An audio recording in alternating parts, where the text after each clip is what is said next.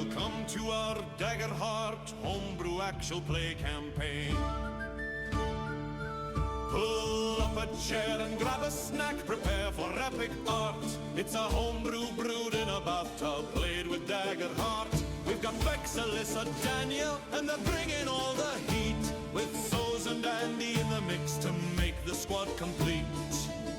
And then there's Lefty, our fearless guide and sole financier. He funds this operation with change found in his rear. The budget comes from Lefty's prison pocket, so the props are kinda trash. But who needs fancy lighting when you have zero cash? So we're here on a weekly schedule, consistent as the sun, pouring blood and sweat and tears to make sure we have fun. Our dedication is unwavering, our passion is intense.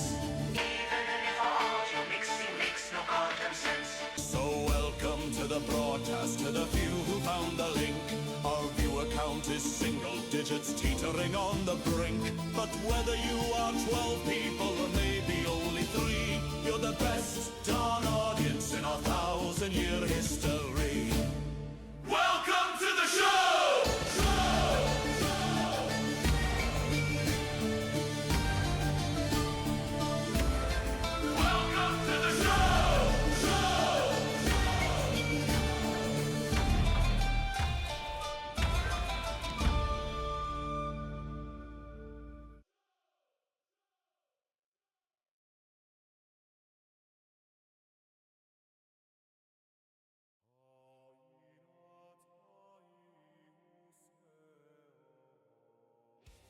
What is up? It is an Orrery of Souls. Tonight, we are like a bunch of bodies. We got no Andy, we got no Vex, we got no Alyssa, unfortunately. But the good thing is, we've got a Daniel with us. I've killed them all. I have won the Game of He's Thrones. won the Game of Thrones. The Dark Seraph prevails. So because it is just Daniel and myself tonight, we're going to be 500 years in the past, rolling through the adventures of the Sons of the Empire, which kind of morphs into the siblings of the Empire. Yeah, with the introduction of Beatrix. But let's take a moment here and kind of rehash. Let's reopen old wounds, shall we? The last episode.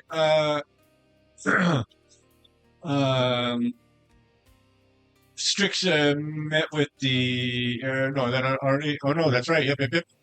Strix ended up meeting with his father, the Hexarch, the Emperor, and he was a sad man. He was, you could tell, he was not happy with his life at that moment. They discussed the restlessness of Her Imperial Highness, Princess Beatrix, the Obsidian Blade Assassin, who had been trapped, effectively, in the cavern without a worthy target to hunt. And it had been driving her crazy. She's becoming more and more of a nuisance to the cavern as a whole, but to her father specifically. Fortunately, the boys had been out of the cavern enough that they didn't have to bear much of the brunt of it until now.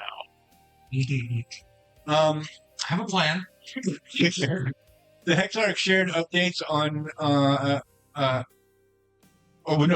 he learned updates on the plan. Oh, no, because he was the one who was telling you what had happened with.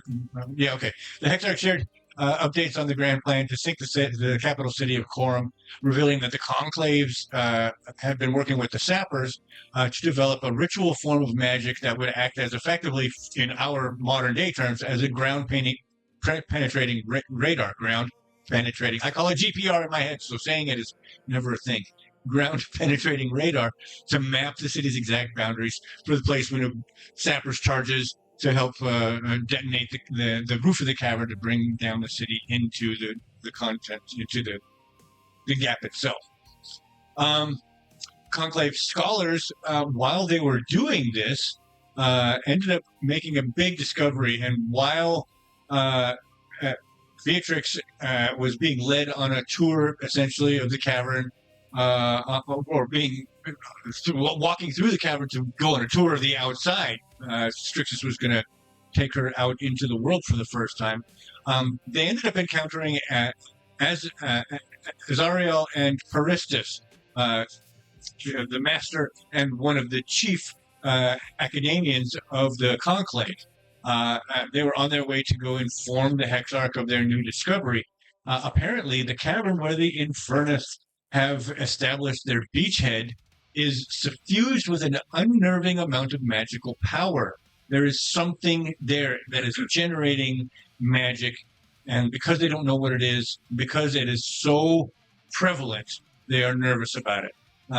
It's possible that they could be sitting on a ley line or perhaps a nexus point of some sort.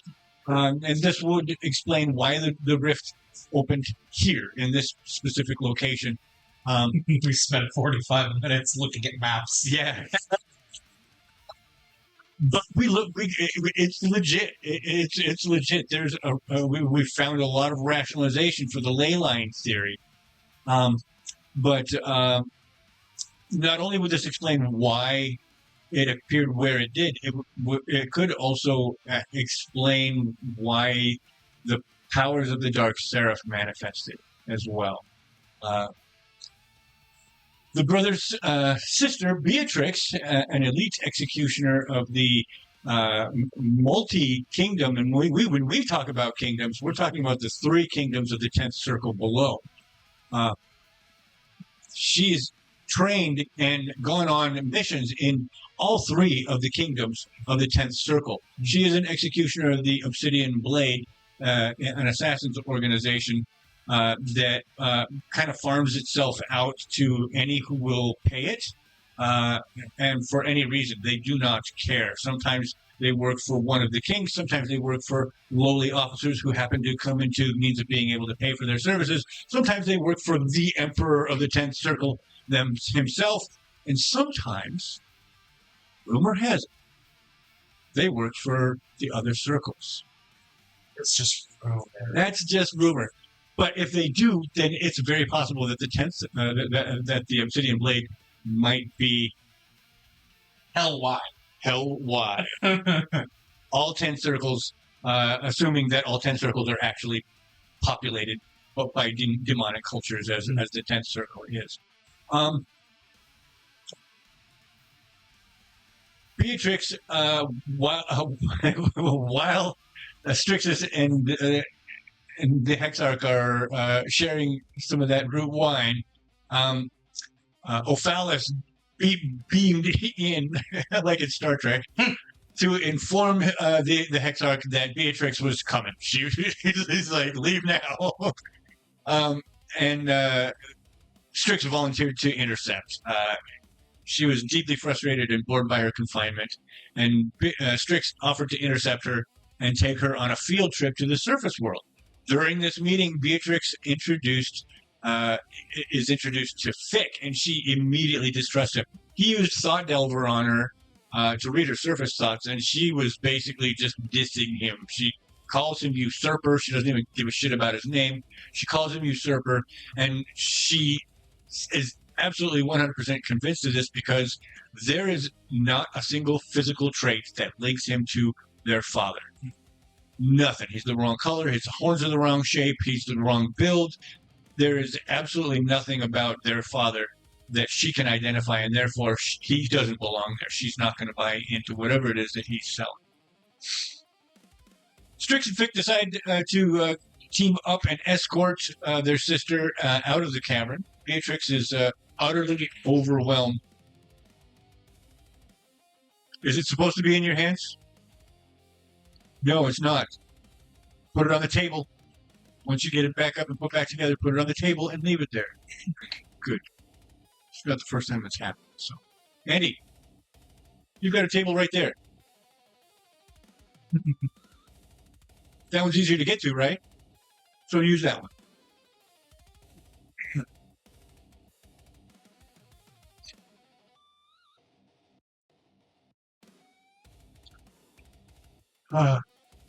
Beatrix was utterly overwhelmed by her first experience on the surface world.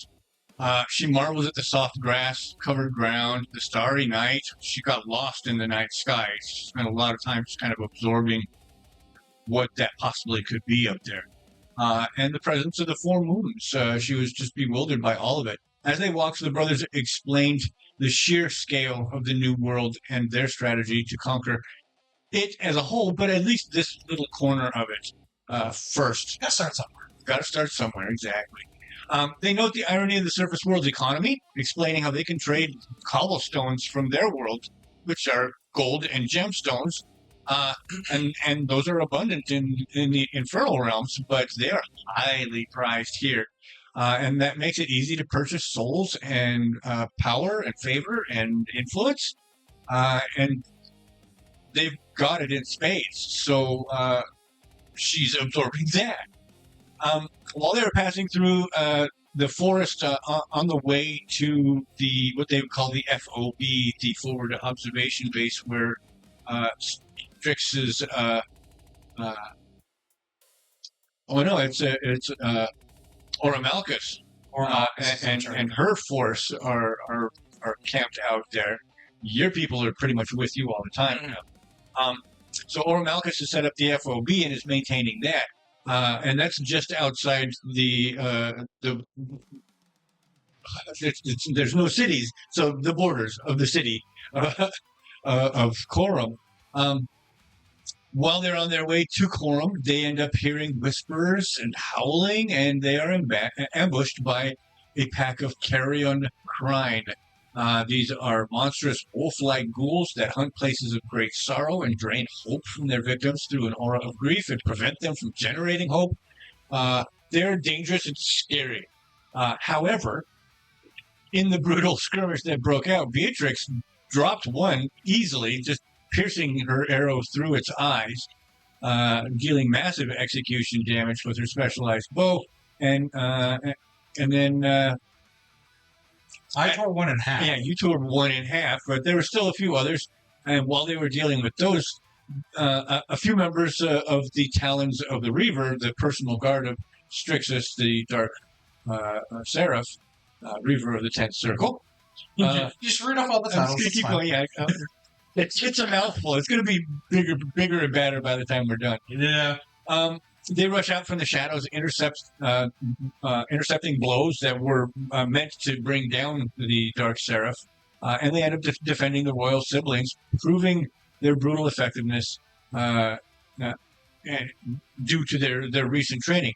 The three that came to their aid were actually the three newest who had filled the gaps that were left open after the death of several of Chorus's men. They were still Chorus's men at that point. But those slots had yet to be filled, and when the Emperor let Strixus keep his guard, he said, "No more than 10, any more than 10, and we will kill those who take the wheel." Yeah, there was a moment of tension, but it was quickly like, no, I had 7. Yeah, that's right. During your meeting with the father, there was a moment of tension. Part of why the Hexarch was so down in the dumps was his daughter was being a pain in the ass, but also he had heard that the ranks of the Dark Seraph were swelling. The Talons were adding bodies, and he was like, I don't want to have to do this, but I'm going to have to kill some of my son's men and punish my son. And then he's like, no, I had 7. You said I could have 10, so I only took 3. Exactly. And you saw a huge weight lifted off your father's shoulders in that moment. Because Zatozalos neglected or forgot to remind him of what the stipulation was. He forgets. He's an old guy. He doesn't always... He's a shit stirrer. And yeah, so it's 50-50 whether it was a forget or whether it was deliberately trying. We'll deal with Zatozalos in time. So these 3 new Talons absolutely proved their worth on this first encounter. After securing one of the creature's corpses for the Conclave to study, the group finally arrived at the FOB outside of Corum. They're greeted by their allies and by Oramalchus specifically, and they set up their bedrolls to sleep outside for the night. In a moment of mischievous sibling rivalry, Strix hands Beatrix an eye wrap.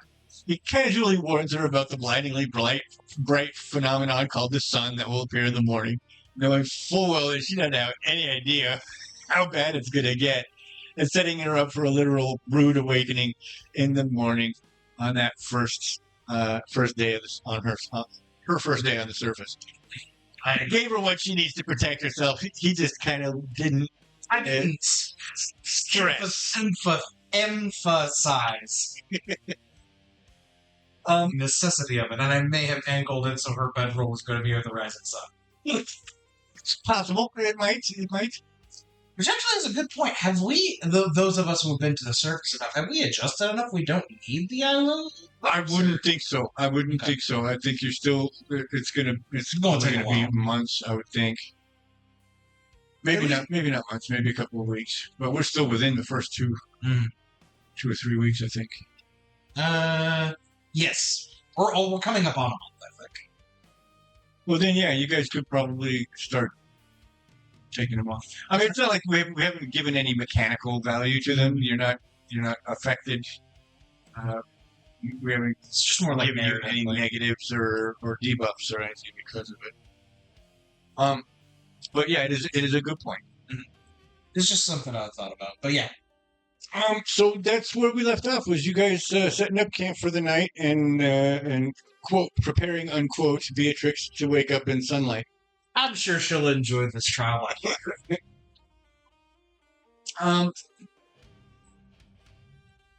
So as I had mentioned, I believe you guys kind of set up your camp and get into your bedrolls and listen to the sound of dice games happening in the tents of the established camp. Soldiers doing their nightly soldiery things that you guys are absolutely used to, but you're doing it out under the stars, out under the sky.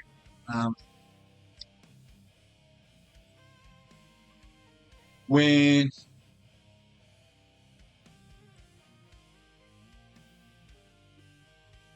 you go to sleep, there's no good night, brother. There's none of that. You guys, unfortunately, there's just not a lot of familial love or closeness. How would you characterize your relationship growing up with your sister? I don't see it as being outright antagonistic, but no, it's a similar thing to how it is with father. Like, whatever care there is more subdued. It's more subtle. But in case of siblings, that's a little tougher. Certainly not animosity. Right. At least not on your part. At least not on my part. I mean, growing up, we always knew I was the heir apparent, and I doubt she appreciated that. Why is that? Is that because you are older or because you are male? That's a good question. I think it's a bit of both. I am older, but I'm not older by much. And I think, and it's not required, like, the men have to hold power. Right, obviously, otherwise the whole it thing simply has been what the tradition has been. Right. It's never, like, if one of the bloodline, probably in the family tree, had no sons, then the daughter would easily take over. Yeah, it's just how it ended up this time around. Okay. I don't see, because like we've already established that Infernus are not sexist in that regard. Exactly. That was what I was trying to redirect to the chorus incident. Yeah, we're not sexist like that. It's just kind of how it's happened. So, it's more about hereditary tradition rather than ability. Right. But it is a thing. And so, when I do think that there is a level of respect between the two of us because, like, she does stuff I don't want to do. Right. She does stuff she doesn't want to. I do stuff she doesn't want to do. And like when it comes to martial power, I'm not one for sneaking around and being a knife in the dark. Right. I'm gonna come up behind you, yeah, but I'm gonna rip you in half while I do it. Right. While she is more subtle and going about things, I can hold myself up in a stand-up fight. She might need to be more duck and dodging Exactly. skirmish fight. We established in the last one. Her primary weapon is a bow. She'll take you at range if she has to. But she's quite capable of toe-to-toe fighting as well. So it's just that's not her way. I like to think that when we were growing up, there's like quote unquote war games that happen between like different noble families, and it's like the kids are like, it's almost like testing. It's like there's like, oh, look at my child, look, my heir is growing up like this is bested yours. How about that? And it's almost like cooler talk of like what's the word? Like you're basically getting like social points above the others. Right, clout? Yeah, clout. And we both were like, look, this is like we both worked together pretty well in that instance because it was not about getting points for father. It was about like I actually like to think we both hit growth spurts when we came of age, but we were actually the smaller ones around, so we're like, we gotta lock in. That makes sense. Can't menace us because we had to. Right. So I think there's like a connection there. Right on. And that does fit. Your father is not a large man physically, but he is imposing, and fortunately, your blood seems to have a nice wide set of horns that take up space, and when decorated, fill nicely. And so, yeah, you guys found other ways to fill space that a big bone structure normally would in a martial society. And then been a few times we have maimed other noble children. Exactly. Totally on purpose. Fighting, by fighting hard and fighting dirty when necessary, but you guys doubled down and like locked in. I think is probably a very good way to say it. You set yourselves to making yourselves at least the equals of the other peers.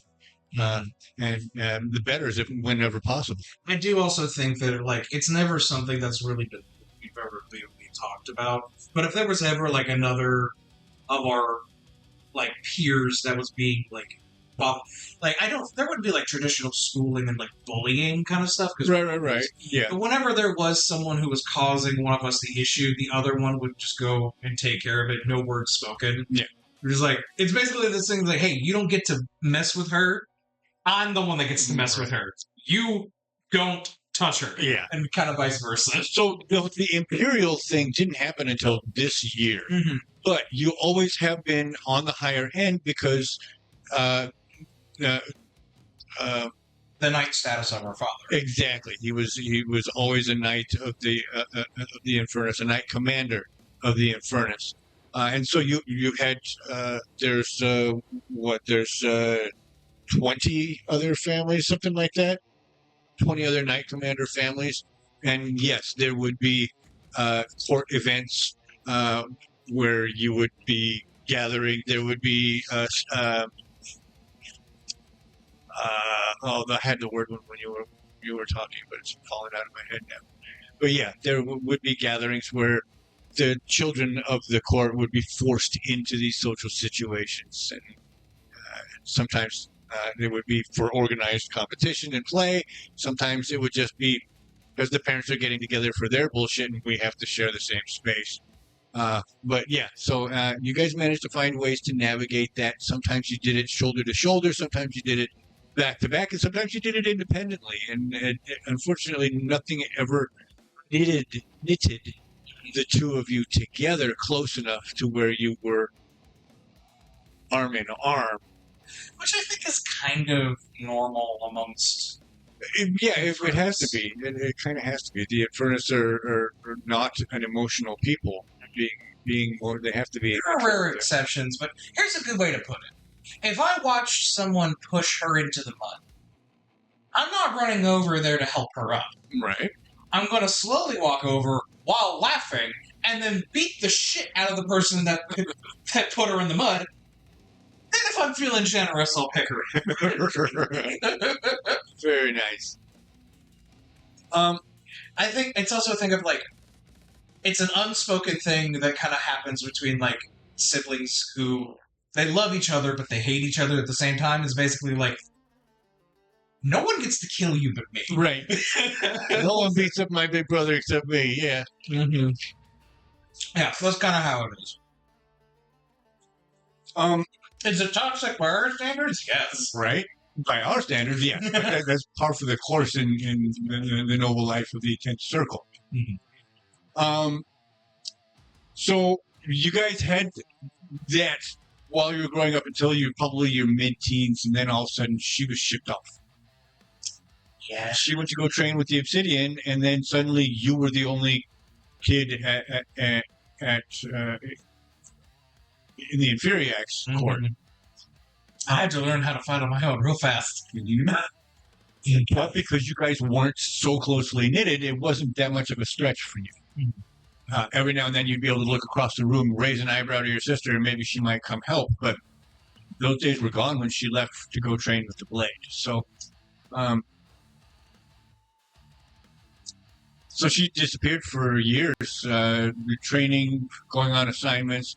And then eventually, over the past probably 5 or 6 years, she started coming back home more frequently. As she gained rank, she was being held in reserve for more prestigious assignments.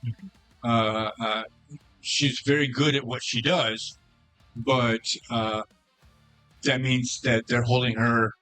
She's not going out as frequently. So then all of a sudden, after the rifting, not being able to go out at all anywhere for any reason, she's been climbing the freaking walls. Which probably explains why the bells, the perimeter the guard starts ringing the alarm bells. When you open your eyes, it is still dark. The moon is well past high in the sky. It's very, very early morning, but no sign of the sun yet, but still in the darkening.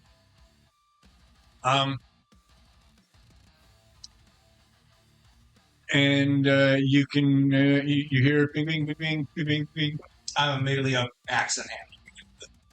There doesn't seem to be. I mean, you're listening for clumping of feet or the clashing of swords on armor or something like that. There doesn't seem to be any of that, but there are a few people gathering torches in hand at the main security entrance, the lifting bars, whatever those are called. I'll head over there and say, what's happening? Someone's stolen one of the horses, sir. She? Yes, sir. I looked to where Beatrix was sleeping. It's flat. Her bedroll is still there. You can see the eye wrap that is half on the bedroll and half in the dirt. She hasn't taken it with her.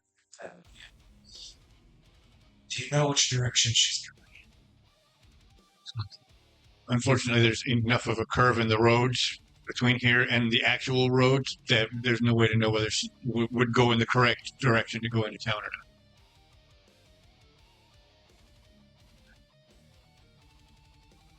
I'll go and I'm suiting up, and I'll wake the talents that came with us.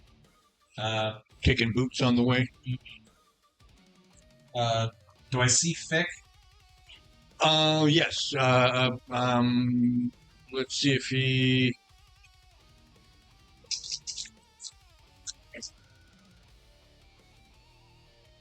Well, I mean, I rolled a 1 and a 2, but the 2 was on the hope die. So he is awake, but he's not like, let's go get her. He's like, He's like, what? What's? Yeah, I'm gonna. Beatrix has run off. I'm going to go find her. Do you want to stay here, or do you want to go?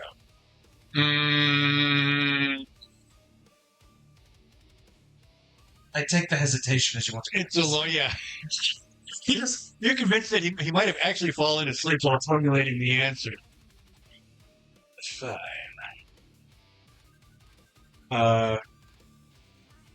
And we don't have any horses. We didn't take our horses with us.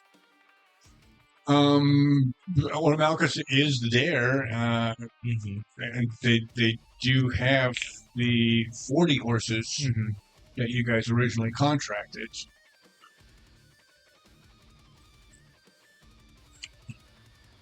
Yeah. See if we can take 4 of those. She has no problem letting them go. And go after her. Try to figure out where she's going. I suspect she's going to Corum. It's where the world is right now. Yeah. It's a pretty fair bet, and there is light coming from the right side. So it's probably something that attracted her as soon as it got dark. And she will, as a moth to the flame. I will be taking the IRAP with me. Okay. I'm just set out. Is it possible? Oh, I would say over the course of the week that we had, we probably would have done some training with horses to ride them better. As best we could. Practicing. I mean, let's see here. I know I wouldn't be like a master rider. Right. No, but to have it pointed out to you that you're hurting the horses, some of you would have been like, all right, then let's think about what we saw when the orcs were riding. How was what we were doing different from what they were doing? So yeah, there probably would be some differences that you'd be able to adopt. More like, I think it'd be, if I remember it, it's more like you move with the horse rather than just sit on top. Correct. You're basically like acting as one unit rather than being carried. Yeah, and you actually need to correct for some of the motion of the horse, just because there's a delay where you're rising, and when you were originally riding, you were doing this. But you realize that if you put more weight on the stirrups and stand slightly above, so that your butt is about 1 inch above the saddle, and keep your legs tense like that.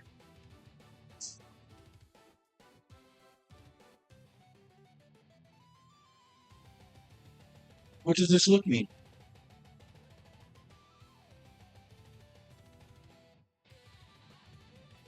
Yeah. Basically, so you're doing a hover ride. Figure out, yes, exactly. You can figure that much out at least. If you stand up too high, then when the horse stops or changes speed, you can tumble backward or tumble forward. But if you keep that 1 inch off of the saddle, that gives you what you need to keep from hurting the horse and to keep mostly stable. So that's about what you will have learned just from analyzing the way that the orcs swept out so dramatically to come intercept you when you rode into Grimfang for the first time. So you got that. You can get some speed. She won't have any of the benefit of that. Nope. She doesn't know anything about riding them. Yep. Okay. I think she's going to Corum, so I'm going to head that way. And there's no indication of how long it's been since she left. The bells would have went up. They wouldn't have noted to count horses. You could assume from the way things happened that she actually just busted through the guards while they were watching. So she probably hasn't gone. No. And in fact, as you ride out, just as...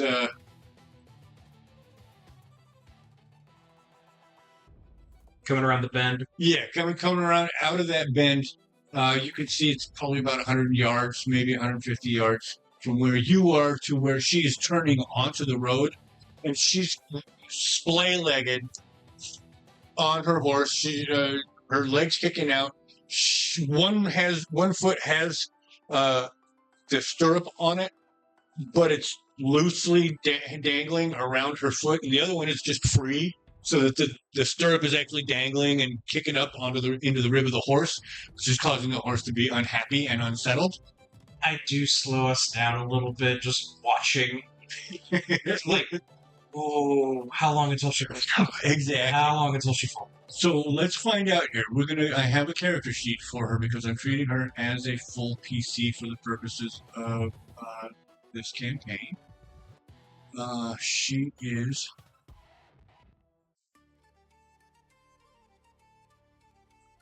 No! Wrong one. I need to kill that Beatrix. All right, we're doing. Well, she is an assassin, so she's got a pretty decent agility. Right now, at 5th level, she's got +3. 9, 10, 11, 14 would put her above a 13. So yeah, she's not going to fall off during this leg of the road. But she's not able to go at any kind of speed. You can at least we're catching up slowly. I'm enjoying watching this. You could catch up faster if you chose to, but yeah, this is I just want to enjoy this a little bit, and then you catch it. I give it like a good minute or two of watching this before we speed back up. Given that she's never even seen anybody ride a horse before, she doesn't know about spurring or kicking the horses. So literally, she's trying to negotiate with the horse as though it can understand her, and she's saying, "I'll what do you eat? I'll give you more of that when we get there. Just go, please." I think she just doesn't. She doesn't even notice us coming, and it's like, you know, it can't understand you, right? But Strixus, you couldn't wait for the morning. How could I sleep? How am I supposed to sleep? This is right here, and she's looking down the road. We're in that straight shot now, where you guys were literally able to kind of pinpoint Titus standing at the borders of the city, at the walls. There's no walls on the city. So you're looking at the torchlit streets from this angle, and she's like, "How is one supposed to sleep when this is right here?" I don't know. What light? There is nothing like this in all the 10 circles. I'm aware, but I suppose I've got used to it. It's not as brilliant as I think, but it is new. It's better than a whole. About what time of night is this? It's probably 3:00 in the morning. Like, the city's quiet. At this time of night, nothing will be open for businesses. All of everyone is in their beds. That's crazy. There's lights everywhere. I know, they keep them on. Very few people move about at night. They're this late into the evening. That's no way to convince me to go back. I can wait.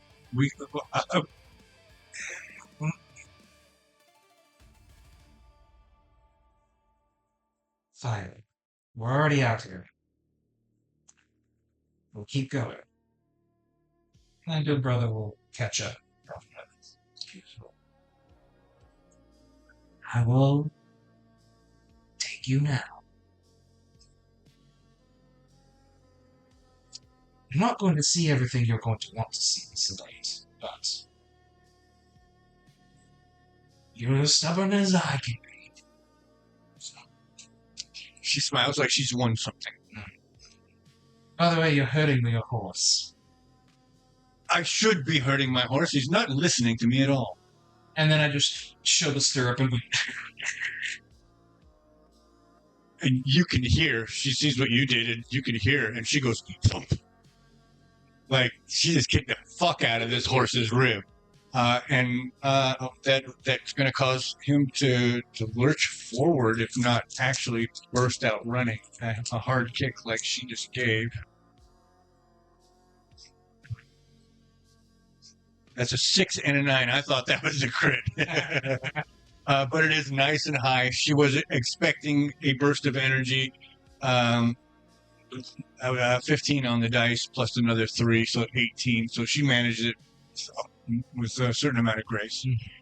When she catches up to us, I will be in her line of vision to see how I'm actually sitting, so she's riding the proper way. Okay.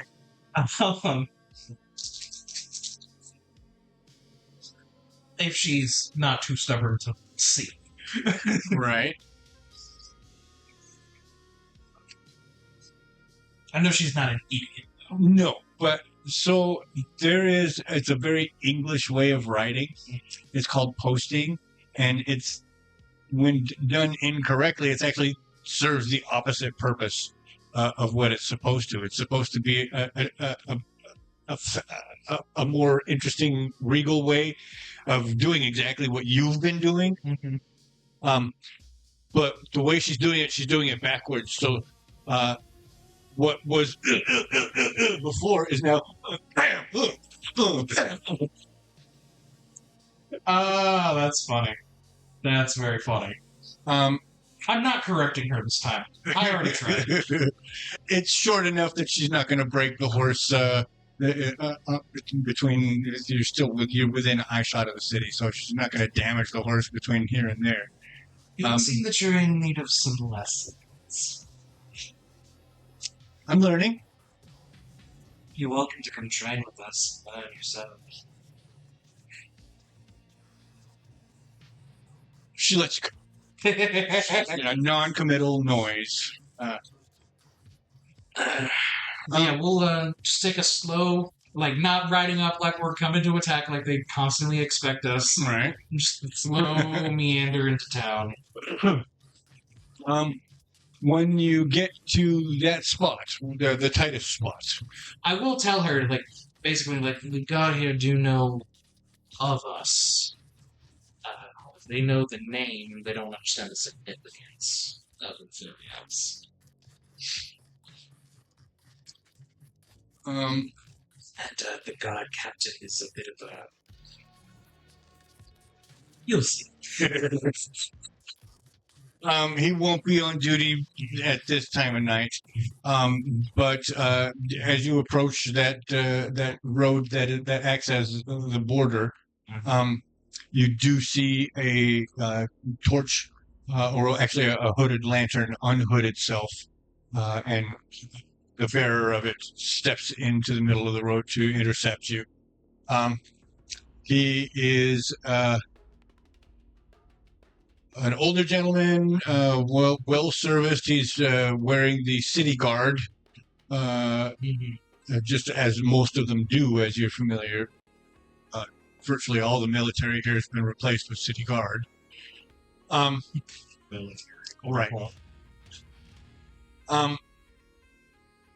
He says, "State your business." He raises up and he sees the glint of the jewelry hanging from your horns. Checks her.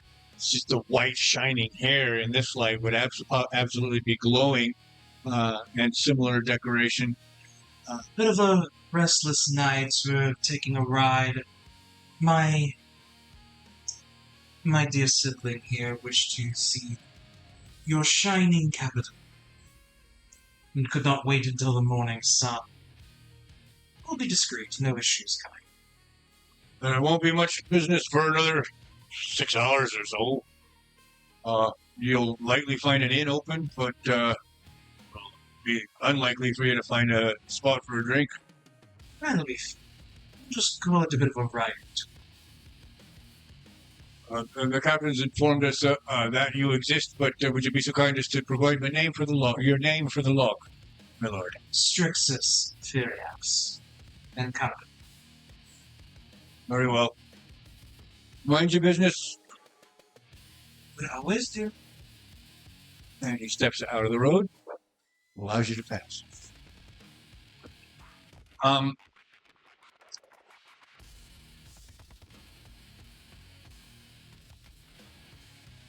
You have grown accustomed to the way these kind of settlements are built, how you navigate them.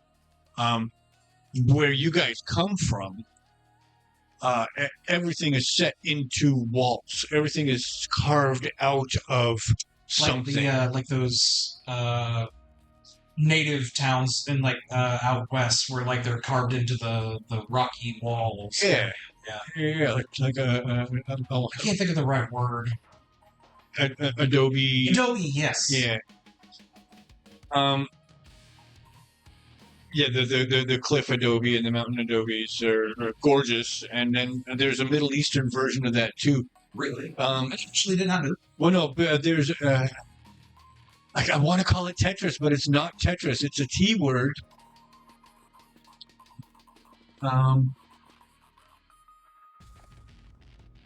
It has religious significance.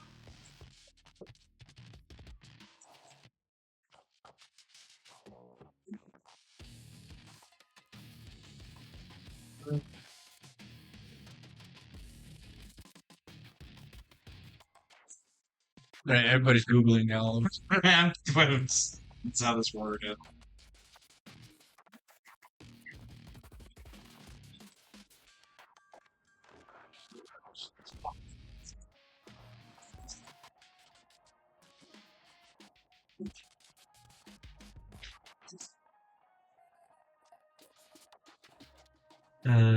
There's the city of Petra. Petra, that is the one that I'm thinking of. Yes, it is Petra. It's not a T word. It's a P word. Mm-hmm.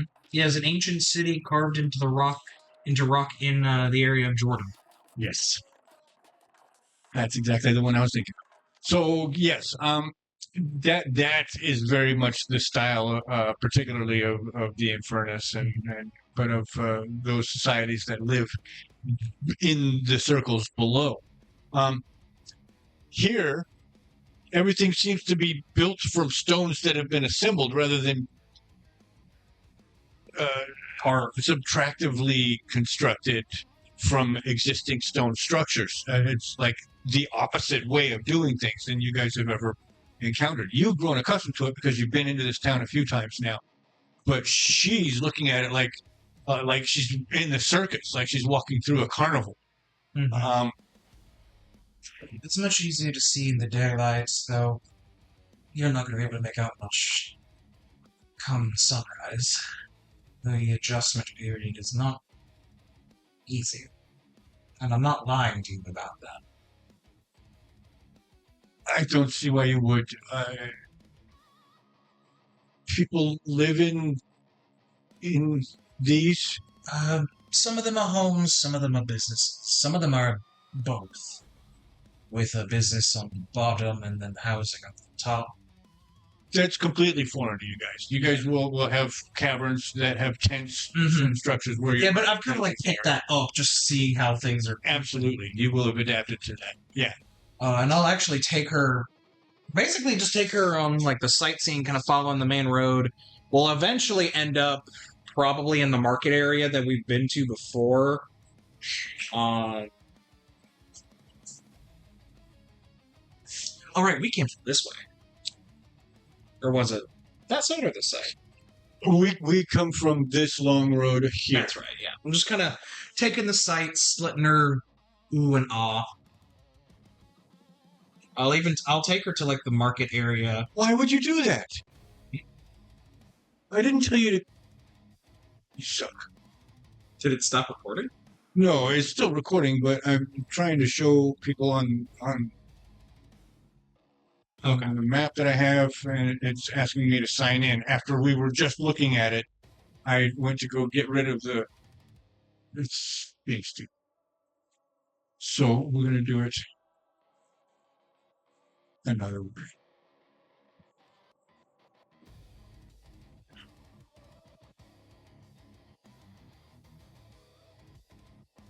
Yeah. Just taking the road, just moving at a decent trot, just kind of pointing out. If I know the place or anything about it, I'll like point it out. There wouldn't really be anybody out and about at this point, other than maybe some guards on patrol, probably, right? I'm sorry, I'm not focused. Oh, you're fine. You're fine. You right now. I'm sorry.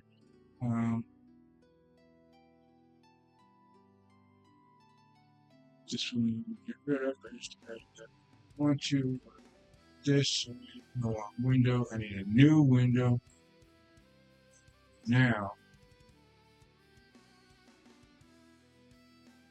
I'll do.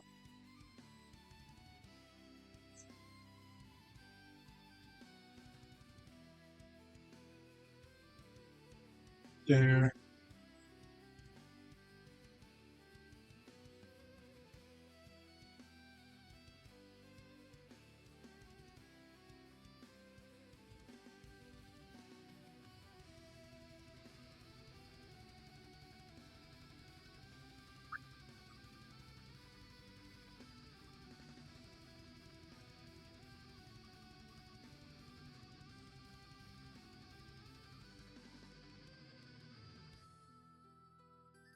All right. So sorry. Now you go ahead. I'm paying attention to you now. Yeah. So basically, just taking the roads up, pointing out places. If I know anything about them, I'll say something. I probably don't know much. Right. Probably not that many people around. It's if anyone we see, it'd probably be like a guard on patrol. Right. Patrolling guards is mostly what you see. At 3:00 in the morning, the bars have been closed for long enough that even the drunkards are now just passed out where they would be or have made it all the way home. Mm-hmm. You will probably see the few street keepers that are still being paid by the city or the kingdom, wherever that's being budgeted from. It's Who's to say? Right. And there will not be an entire contingent of them. There'll be maybe 2 guys for the entire city. Just because the king has an expensive drinking budget. So, yeah, right now the streets are the sidewalks are still pretty much rolled up, and it's very much as you say. It's boring to you now because you know what it's like during the day when the streets are practically filled with people bustling, moving from point A to point B on their business, doing their day-to-day and stuff. But right now it's like staring at an anthill when there's no ants in it. And I will say to her, like, because it would be of interest to her, like, in those points where I imagine because of what we actually know about the city guard is there's a lot of space in between we seeing any patrols. Yeah, same deal. There's probably maybe 10 guys for the entire city. I will tell her, it's like, because it would be of interest to her, I will re-emphasize, based on the count, they could muster they have about 6,000 people that live in this entire city. So extrapolate that from defenses and defenders. For the purposes of comparison, there are... My best guess was that there's 6,000 of them, there's no more than 1,000 defenders. Right. For... I think it's circled below...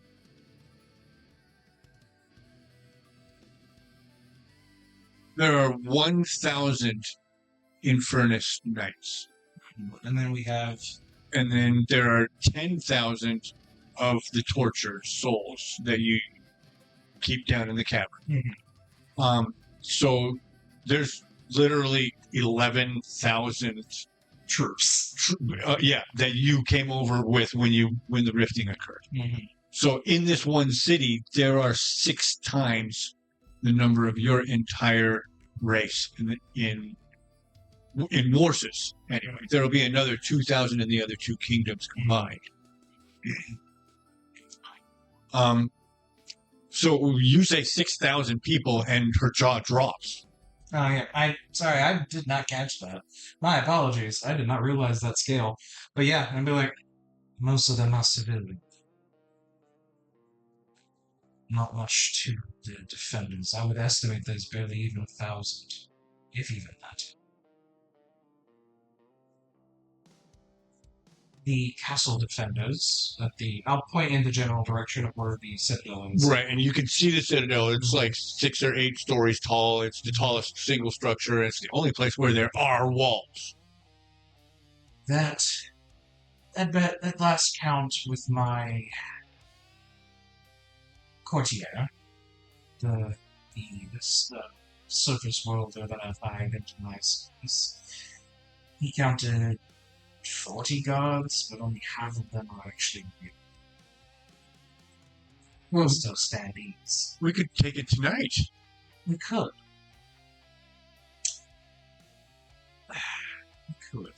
We should tell Father. They're weak. Father knows. It's more about the current plan is about making a statement. It's not just that here.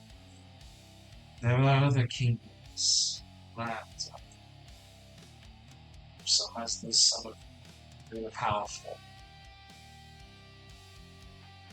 They are more willing to work with each other than we are. So,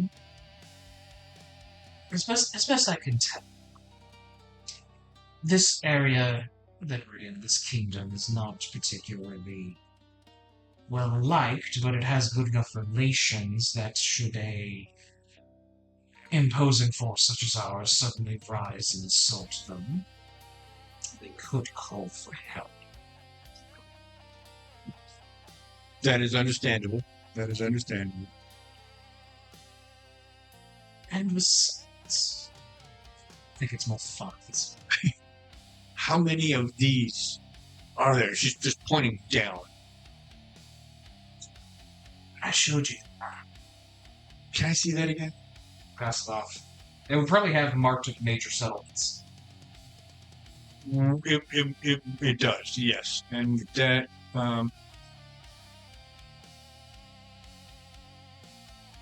and where the fuck did you go?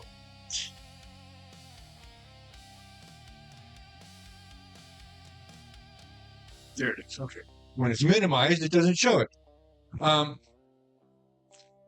So we're going to back out a little bit here so that you can get a sense of what she sees. This is the Kingdom of Hate, or at least the majority of it.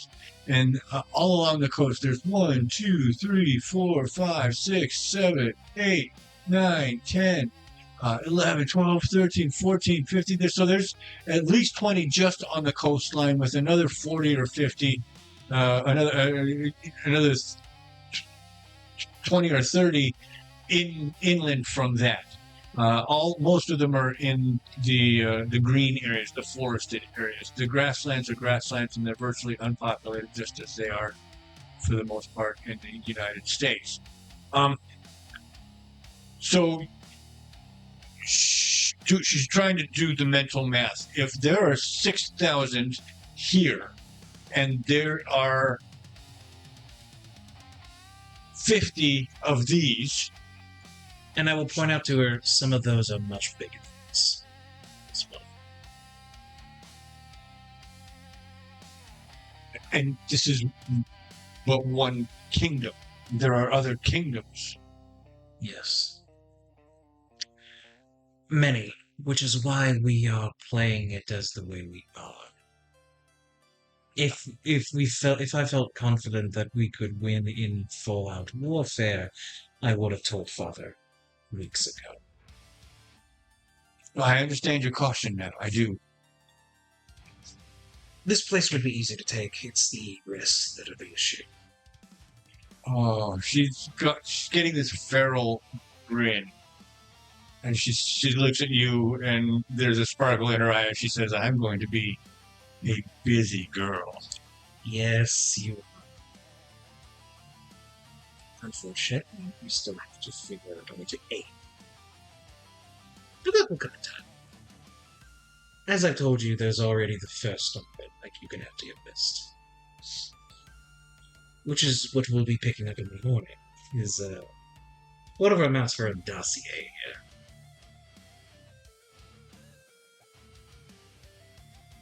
How long until then? She's looking up at the sky for the big thing you were talking about. A few more hours. It's still not even 4 o'clock, so there's still no sign of the sun. It's a few more hours yet. She is happy to wander the streets of the city. She seems to kind of like The alien chaos. you absolutely, but particularly where the river tends to run through it.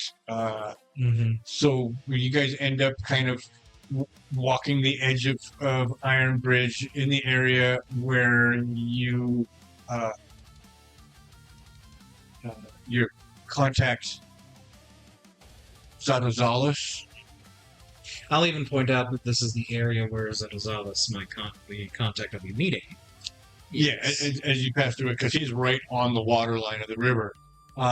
So you can, in fact, you probably end up finding yourselves camped out there, just because that is an area that you're familiar with, and it is in the alley, the territory of an ally.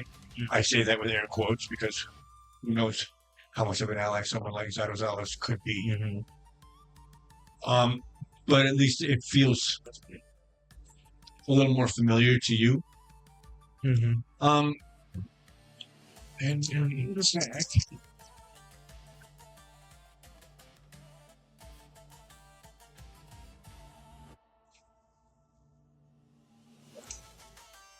And I'll even express to her what my thinkings is. It's like, while here, while back home, every knife driven into the throat of a target has 14 reasons why. Here you have to play with 20. Simply to feel the scale of it. I would think so. With so many people, there It's will be many easier to keep the connections. crossovers. Yes, especially since the hierarchy is much more fluid here. Back home we have the souls, the imps, the infernus, but then you have the dukes, and then you have the barons, the dukes. It's not as clear. There's some familiarity here, but the rank and title doesn't follow the ancestral lines as easily. You're gesturing to the infernus. Right. The king here is something they call human. That happens.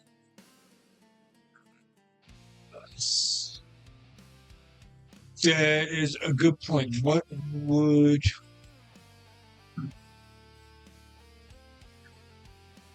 Yeah, no, that's all that you will have seen so far would be humans. The guard that you encountered was a human. It seems that this is primarily a human-led lab. Human-centric. But there are yes. quite a colorful. The associate I've made is called a rivet. It's an amphibian. As a person. He's very useful, but it is very strange and useless. You hear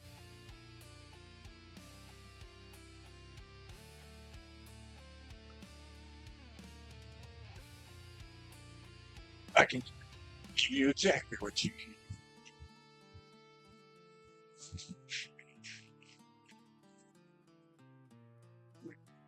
Coming from behind you, perhaps 3 or 4 feet behind you.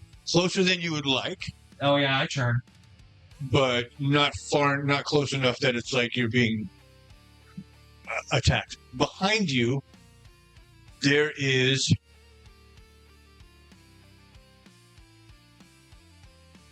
a wildling, a foxkin.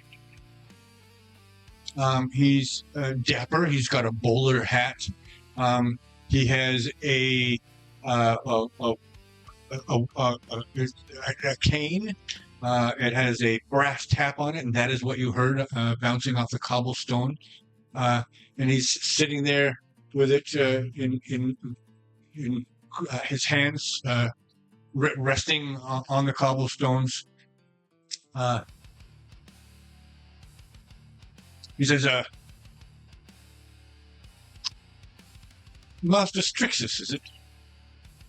And you are? I am called Abel. What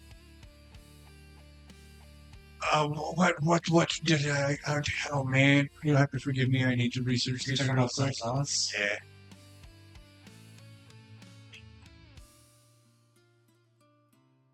Does this guy work for Zato? Yes, he's here to fetch you for him. Would I have seen him before? It is unlikely, but it's unlikely that you would have noticed him. But if you give me a fate check and you roll with hope, then you will recognize him from the court of Zatozalos. Not someone I would have spoken to, but someone I would have seen when I'm. Yes.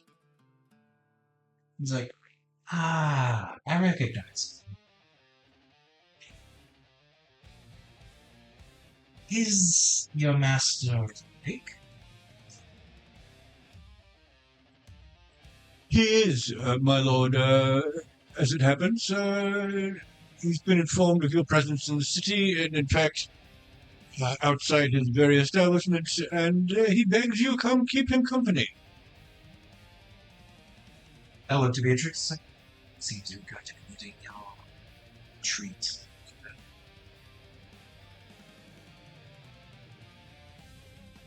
Is she just looking at the fox person? She's looking at the fox, just absorbing that, yes. But then when you say that, her eyes glance down at her dagger sheath. Let's check my note. She nods knowingly, and just looking at this red-furred fascination. Mm-hmm. I just think I was like, he works for my contact. Well, I think you get up on. Go on inside. I will go in with Beatrix, but the guards will remain outside as they have. I'm sorry, say one. The guards will remain outside as they had before. Gotcha. But Beatrix is coming in, and I will insist that she comes in. She would insist that she come in as well. So when you try to put your foot down about it, she's like, that's exactly what I want. So I'm gonna get what I want. It's either you give it to me or I grant you. That's kind of how it works, right?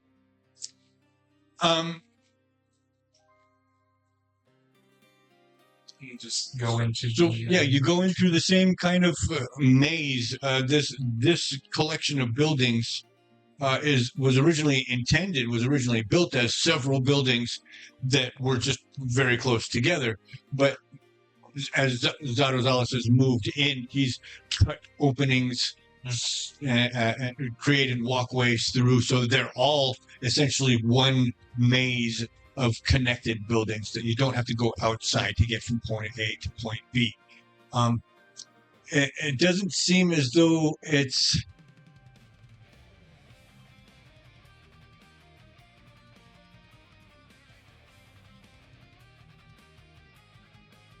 from what you can tell, there's no place where you are not allowed to go. But that's difficult because you've only taken the one path through so far, and you seem to be taking a very similar path, if not exactly the same one. You know, the layout's different? The layout is not different. That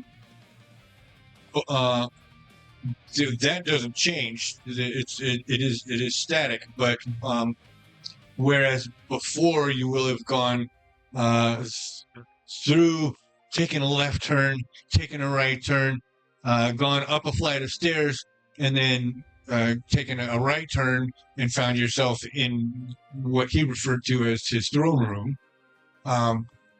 So there's multiple routes to this area. Very likely.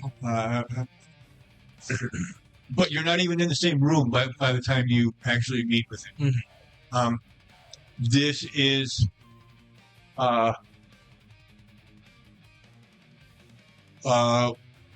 for lack of a better word, like a parlor room? No, it's a street food stall, an interior street food stall. Huh. It looks as though if you were to take a step out that door there, you would be out on the street. But there are ports across that door, so you wouldn't be able to do that. But it seems as though you crossed the equivalent of 2 or 3 full buildings in order to be able to get here. You're still on the bottom floor. You have not gone up any flights of stairs. And there you see the Secretary Bird in his dapper dress. Maybe a little blurry-eyed. No. It is his... well, yeah, he's looking good. He's looking conscious and aware. But he's got a bowl. He's got a bowl of something in front of him, and he is eating that. I will give like a formal kind of bow to him. He's like, "Good morning." I suppose it is Zatozalos. He actually rises. He stands from his seat, at the very least, and gives you a very formal bow himself, and then sets himself back down. I do apologize for such an early calling. It's a bit of restless travel. It's well within my scheduling, so no skin off of my nose, as the humans say. Interesting phrase.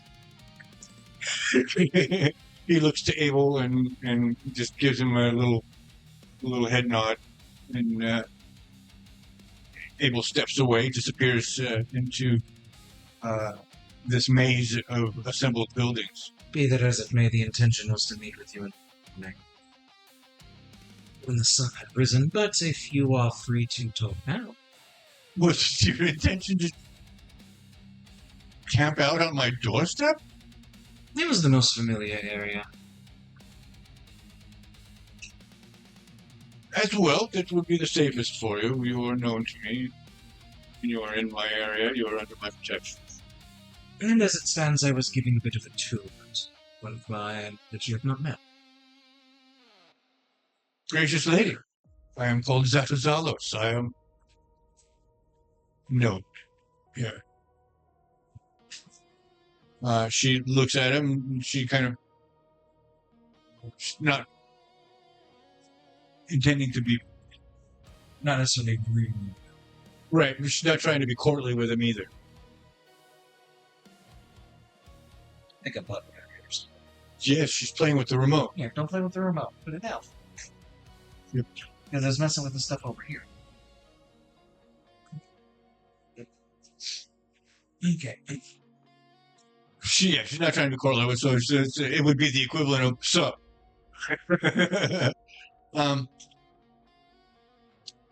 You haven't actually told her who this is or how important he is to I think I would have explained. plant. I think at least I would have given her a short rundown. Okay, It would have been like on the walk as we're in the area. gotcha. So she knows then crime lords trying to be more influential than he actually is. You will have given her the entire rundown then. Okay. In that case, she would. He's good at providing information, potential. Right, we're testing that right now, Yeah. actually. So in that case, she would be a little more respectful. She says, "You may call me Beatrix." She looks. I actually don't remember. I so. don't think you have. I just give him nobility. I just give her a very small shake of the head. Okay.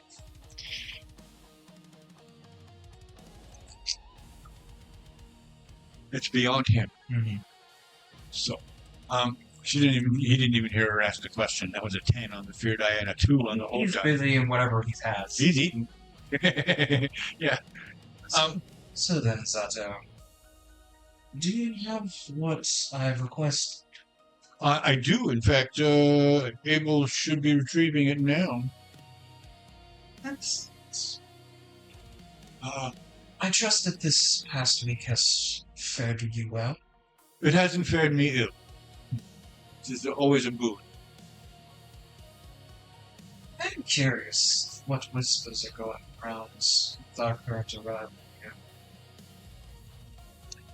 It is said that you are the second gift of the coming of Mahina, the new moon. They're calling it Mahina. Her, if you buy into such things.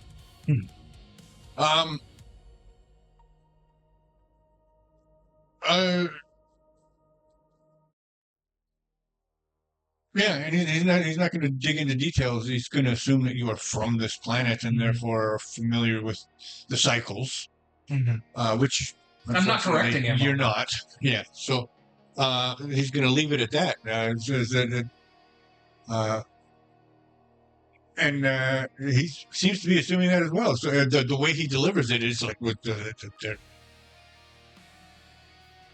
your kind are now to be expected, and word seems to be traveling beyond this city. I'm glad to hear that there's no ill will towards us simply due to how we appear. As with all of the celestial gifts, each is allowed its opportunities to make its impressions. The goodwill is yours to lose. As it is. I think this might be the first time in a while that Beatrix has seen me play at the court games, and I wasn't doing that much when she was around. Right. Now I'm playing the game. You were dedicated to your reaverdom. Mm-hmm. But yes, now all of a sudden you find yourself being a familiar, if not yet adept, representative of your entire race. It's a good thing Strixus learns quickly. Right? There are uncomfortable minutes of silence as he doesn't have anything to offer you specifically. It's not like he went over the dossier that was collected. It's been sitting on his desk, and he's just waiting for that to be handed. I will say, do you happen to have any drink or food to offer? Forgive me, an ill host indeed. He does that behind him, and the people on the other side of the counter set to preparing 2 bowls.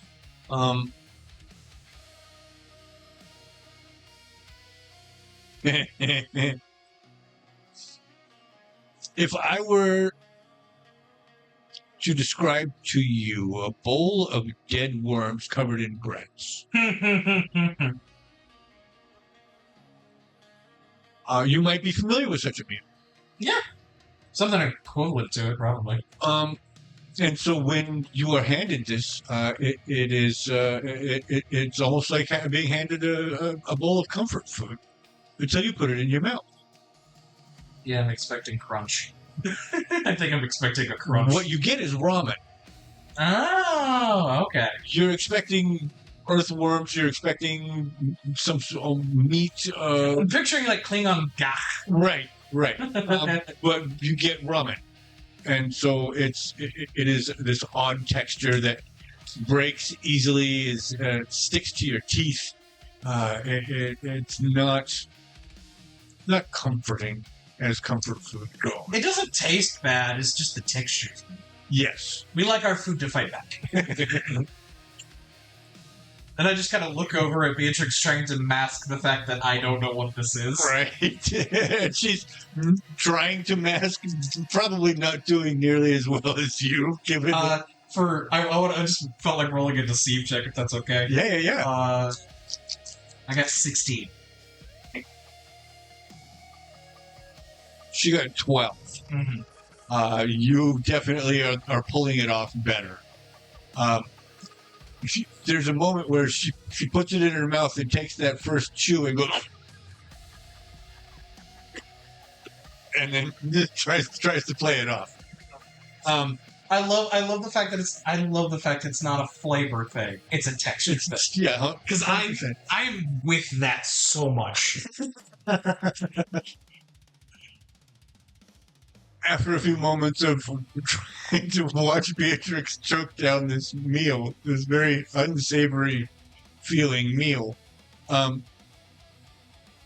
you hear a light version, 2 taps of that brass-capped walking stick behind you, comes through the door, and Zatozalos gives a 2-fingered gesture that brings Abel forward, and he places a leather roll into the hand of his master. The secretary bird unwinds the leather tassels that bind it, unrolls it, realizes that he's not going to fucking read this, and hands it to you. I'll take it and just kind of look over the top part of it. I am going to give it to Beatrix. I just want to see get the lowdown of what it says. Now I have to figure out what it is that it says. So give me a moment here.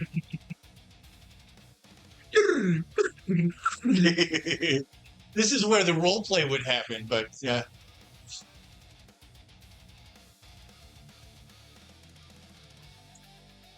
It's just me. I'm so lonely.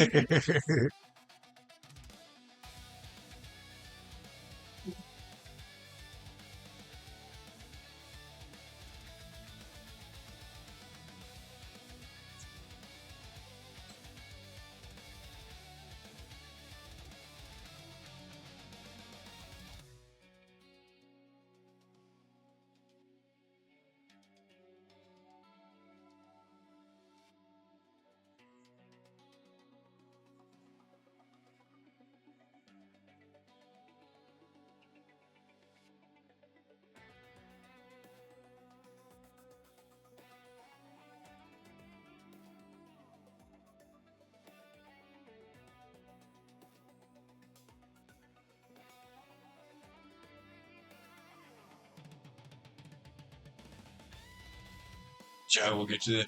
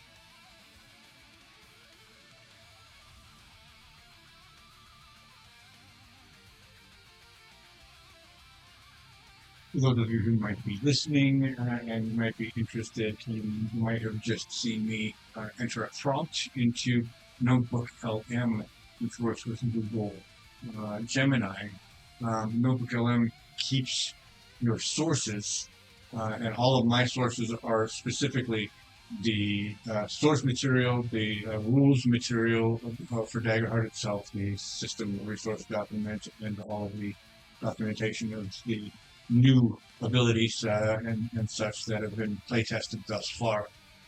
And then also, those sources include every episode of Sons of the Empire that we've played so far. So I have the entire history that I have written in probably close to 20 different books of varying topics that carry over for the entire world of Bei'Hara and the continent of Pheal specifically. And then the SRD resource information, and then all of the transcripts from every episode that we've uploaded to YouTube so far. So it knows everything about this world that I have ever written and that we have ever done and communally put to canon here. So when I ask it the question, as I wrote it, the Theo-Arcanist of the court of King Abul of Hate graduated from the College of the Orrery. Please speculate as to the nature of this College of Philosophy and Natural Science and where on Pheal it might be, and also include some potential courses of study. It knows what the Orrery is. It knows where it's most likely to be, and it is because it has such a deep knowledge that it is able to answer a question like that. So long as that question is phrased well and the source material is well organized and thorough, it's going to give me an answer that I will be able to cherry pick some elements of, if not adopt whole cloth. It has been really, really reliable for me so far. It's an amazing resource. I feed it the information that I come up with out of my head, and then it helps me track that stuff, correlate point to point throughout the entire history, the 1,000 years of history that I've written down in the source material. So now I'm going to read with the answer. I'm not going to read it to you, even though I love you. Oh, read it to me? I'm not going to read it to you either. This is where I do my cherry picking. I have to figure out what is appropriate to be adopted, and then I have to figure out what is appropriate from what is adopted to be known to investigators.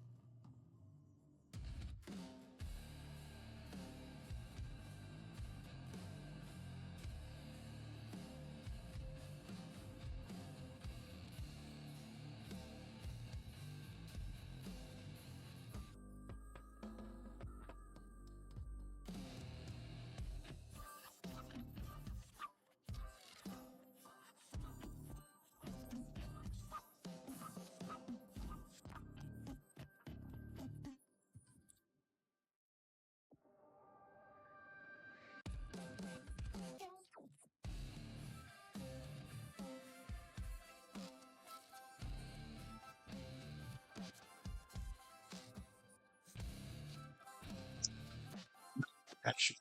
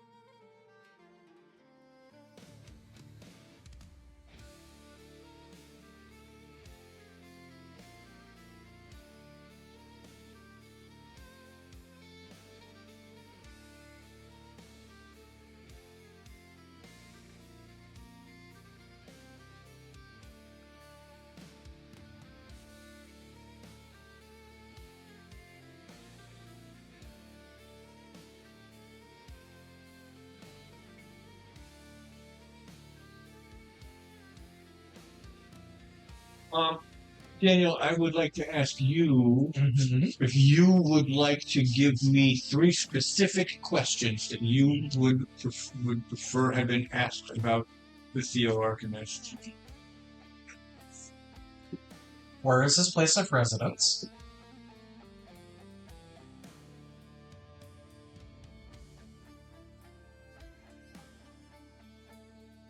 What does his daily schedule look like? Like basically what he does in the day. Right.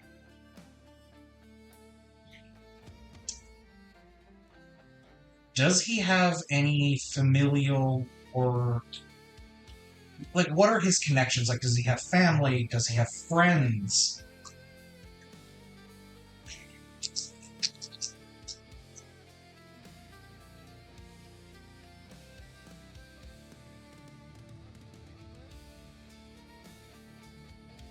All right. Hekun Barma is his name. Hmm.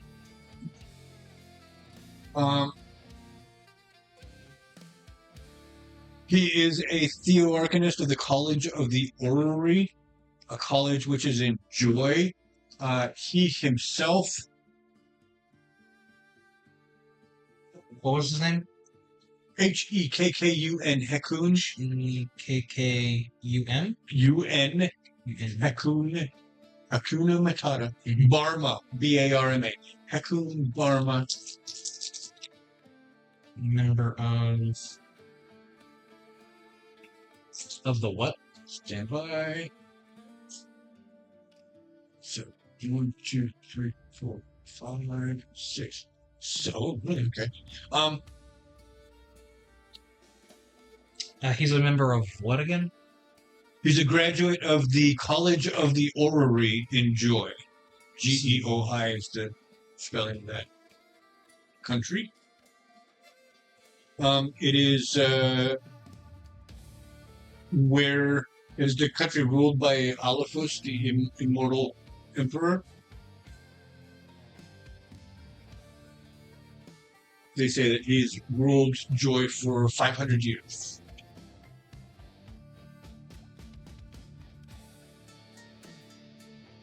They say that he was responsible for the collapse of the only volcano on the continent when he collapsed it on top of the volcanic dragons that lived there. And thereby killing or chasing off the last of the volcanic dragons, the last real draconic presence on the continent. That happened in year 0. Anyway. These are terms that mean nothing to Strixus. Exactly. They sound important, but I don't care right now. Yeah. And I'm sorry, You're good. I shouldn't be polluting. That's noise pollution at this point. College of the Orrery in a different country called Joy, Geoi, by the way. Mm-hmm. I took no, but yeah. He is from the country of Shame, and in a coastal city called Bodurilanum. It's a complicated spelling, but if you like it, I can give it to you. I'll spell it the best I can. Gotcha. He has a wife who lives in the city with him. They have no children and no other family in the area. So he's a wife here. Yes. He's widely disregarded, though not disrespected, at court, at the court of Abu.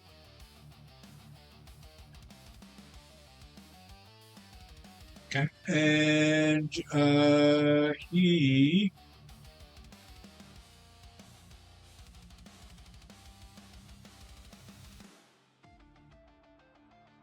lives in Mistyside. And you do have a street address, and I will mark that on the map.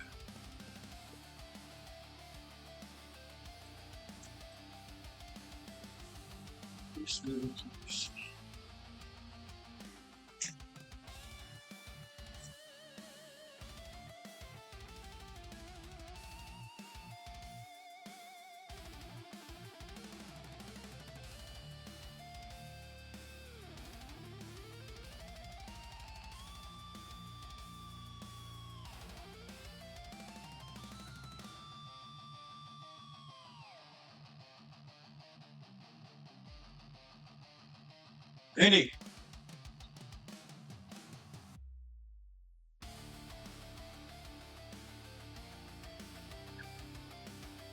All right. Close enough to the Citadel to be regarded as convenient, but not so close as to be favored.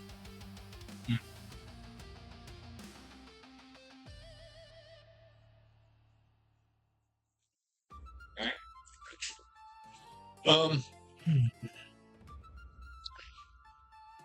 so that is what you glean from the dossier. Is there? I will give you one more opportunity to roll a d4, and you can come up with that many more questions, if you so choose. If you feel like you have everything. I'm interested in if there's any more information on this College of the Orrery. That would not have been a part of that investigation. So I was, questions about him.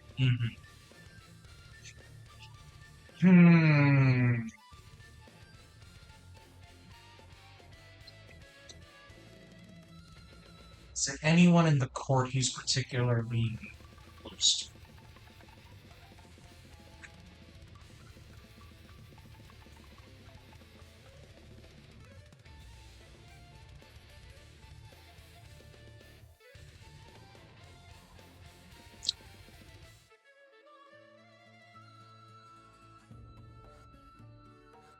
He does seem to spend more time with. Do I have that? He's kind of smart.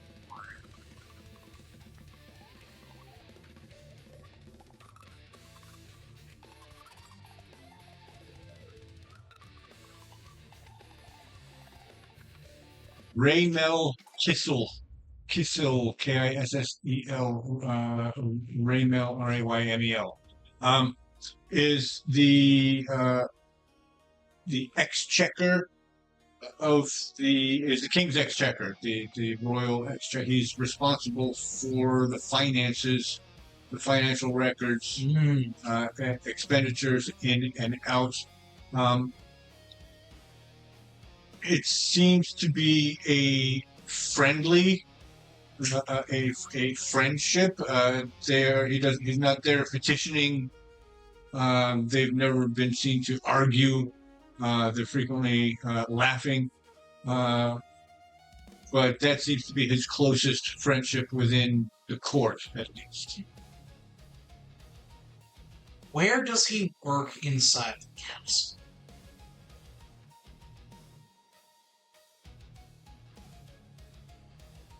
Like, where would his primary workspace be?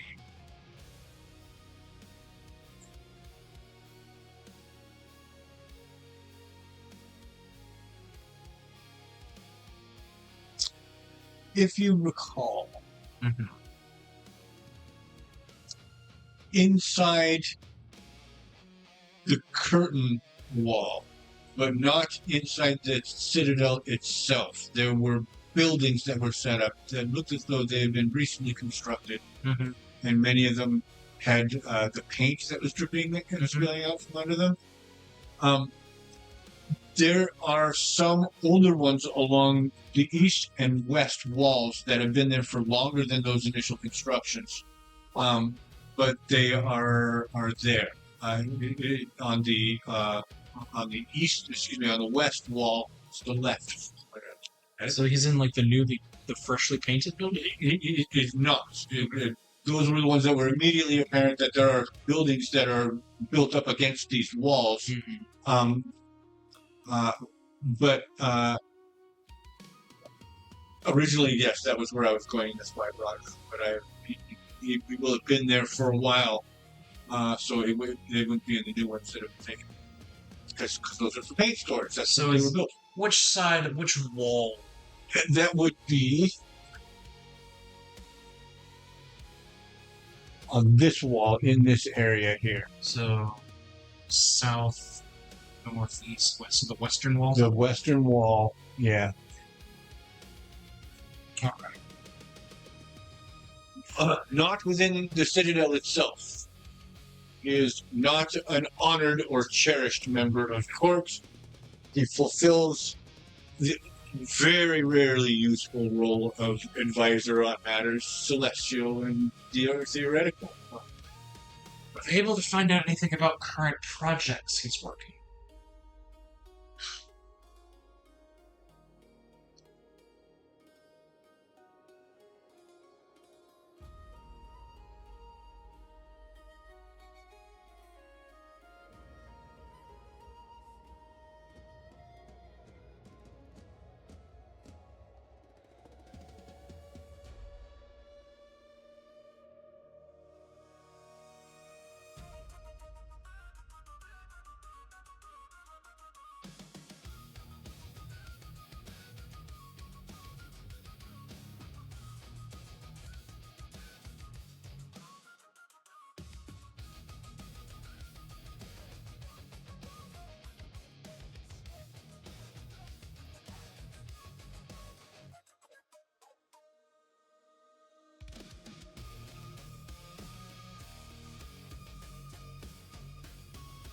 So what you do know is that what he was working on up until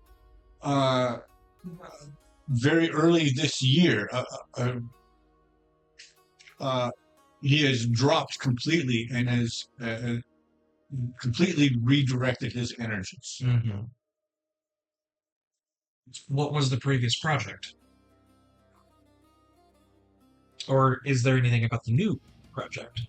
There won't be anything about the new project other than questions that he has been asking. Okay.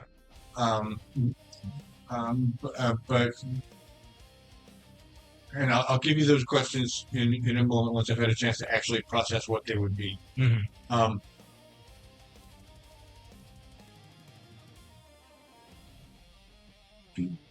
So his primary interest for the past decade or so has been what happens to a soul that leaves the material plane. And so that has taken him into potential destinations for those souls, which led to his study of the circles below.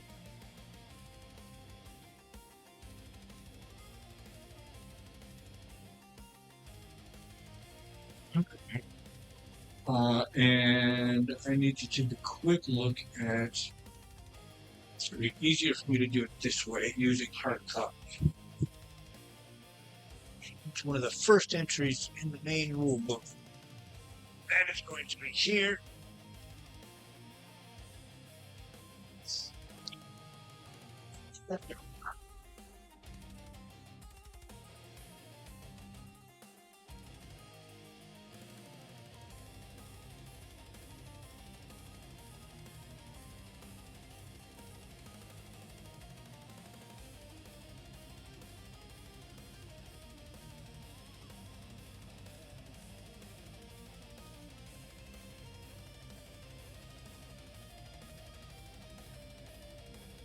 Hallows above and the circles below. There are 10 circles, there are 10 hallows. The organizations within, the uses of the souls that are transferred there, those have been his meat and potatoes for the past decade.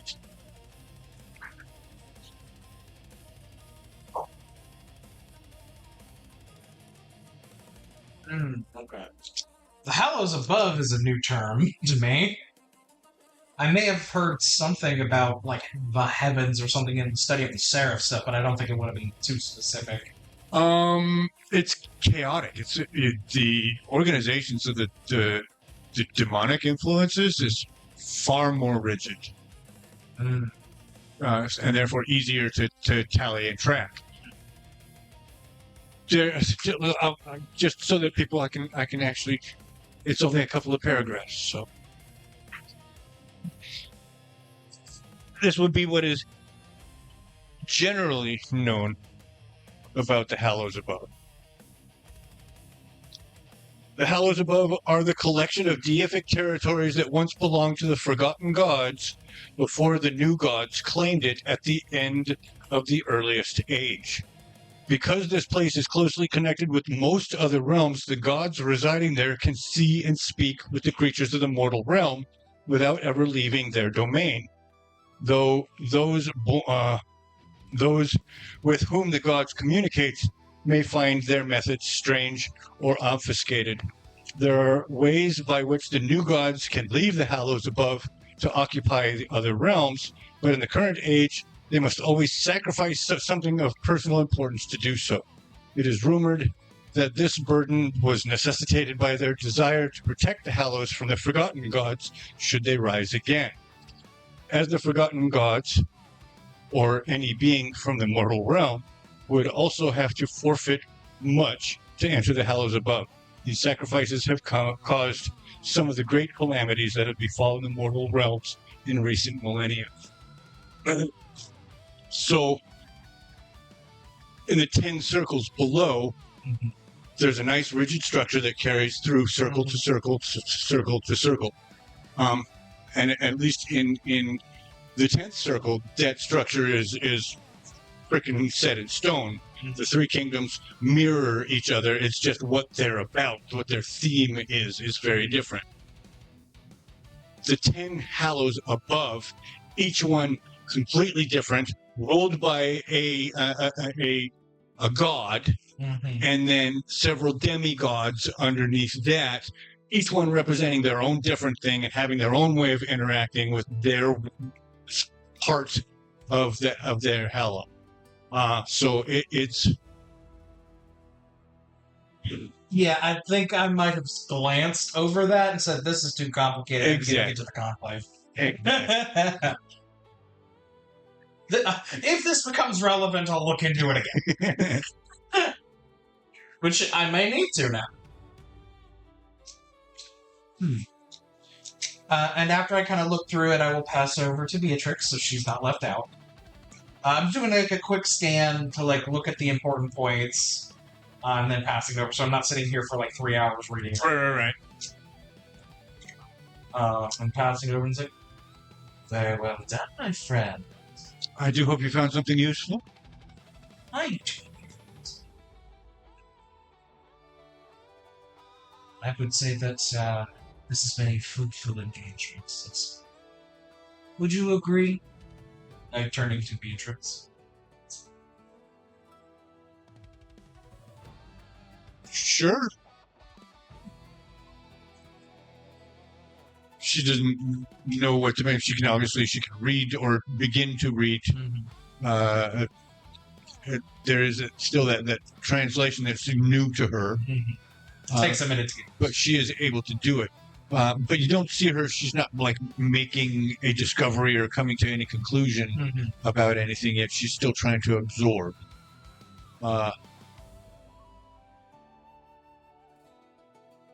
Well, I would say that concludes our current business. Is there anything else you have need of, or anything you think would be interesting?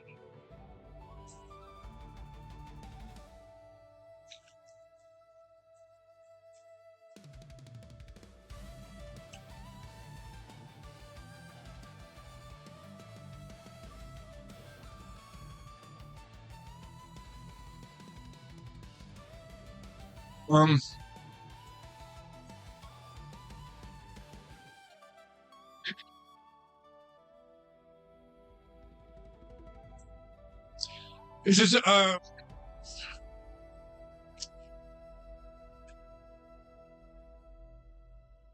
it does seem that your reputation may be threatened as news of Dururum's sacking flows down the river. I see. And wondered how long that was. We've intercepted some reports that certain beings matching descriptions startlingly similar to yours specifically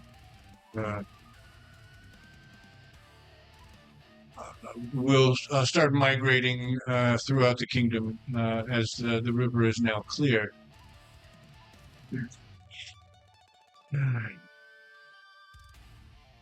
There are, of course, ways that we can minimize the impact of such reports, but cleanup is Expensive. expensive. I'll get you what you.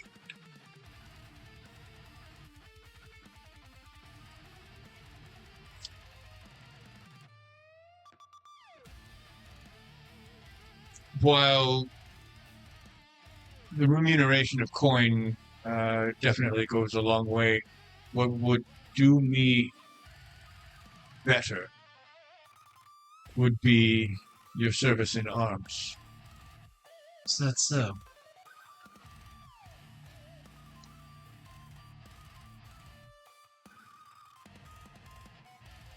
It would seem. Crap.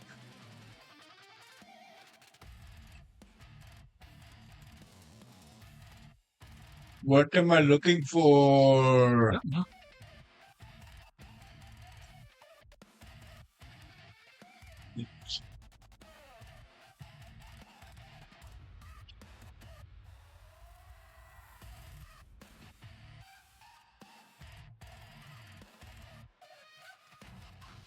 Yeah, it makes more sense.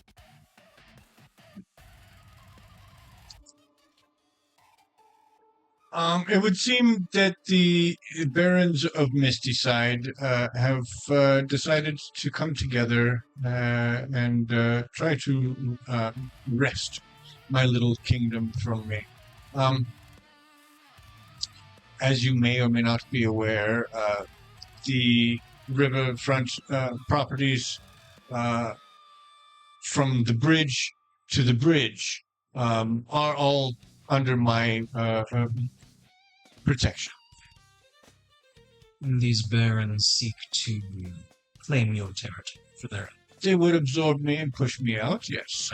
I have made several attempts to negotiate alliance with them, and they've all been rebuffed to the point where any further communications are either ignored or are answered with a severed head.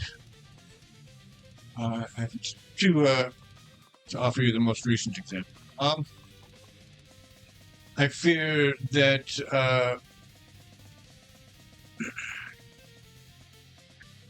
something drastic needs to happen if I'm to maintain a foothold here. What exactly are you asking for in terms of arms?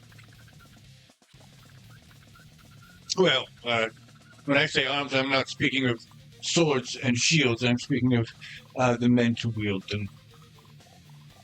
You need bodies. Precisely.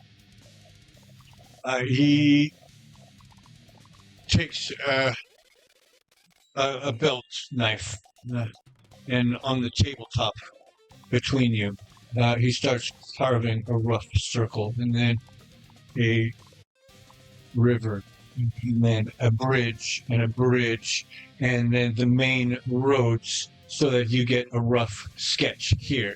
And then he draws a particularly deep outline around Mistyside. In terms of size, they certainly are under you. These barons, these are the ones at court, yes? They call themselves barons. They are... They work within your... I see. Just as I call mine a court, they call theirs baronies. Affectation. Much as mine is. So you're looking for... Well, a war's coming. You're looking for just to fight. If I'm to survive here, a war must come, and I must win it. They have the size of the territory, which means they have resources they bring to bear. More hands, more steel. They have more coin behind them. I've reached the end of my influence, and if I don't take over this half of the city, this side of the river, I'll be forced to the other side, and I will stay there for the rest of my days.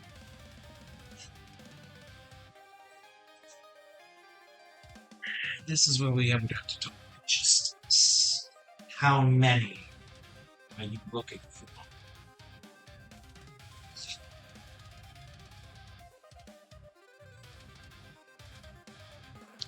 Yours is a warlike culture. At least, you bear such appearances. How true to your appearances? There's a grid. Though my personal numbers of men I can call upon are limited. There's requests I can make, but I need to know what you're asking for specifically. Our numbers are not limited.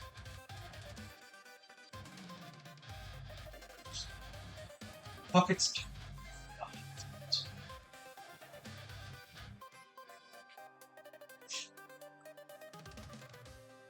I understand now. That being said, there's always mercenaries that can be called upon if need be, but I'm willing to put in my own blood should it be called for an ally.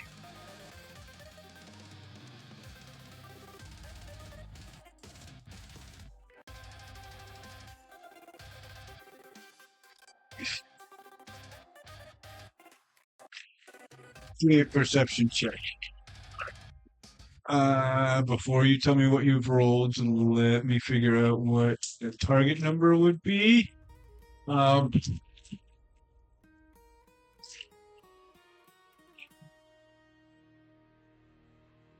We'll say 16 for a little information, 16 plus, 17 plus for a lot of information.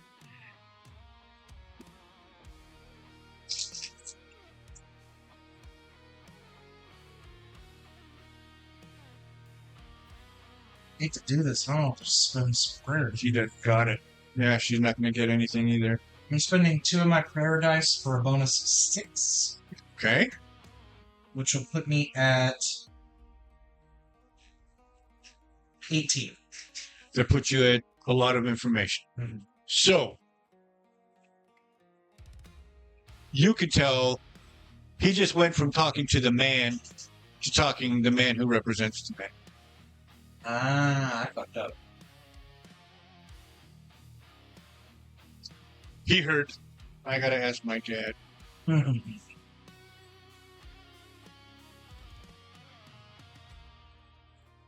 So yeah, that I understand now. That bore a lot of weight. That signaled a pretty significant change in the nature of The relationship. yeah. Kind of clocking that. What do I do with that?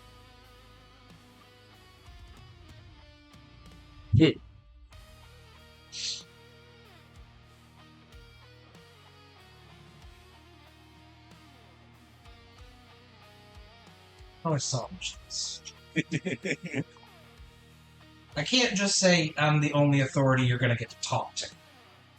That's not going to go well with someone of this nature.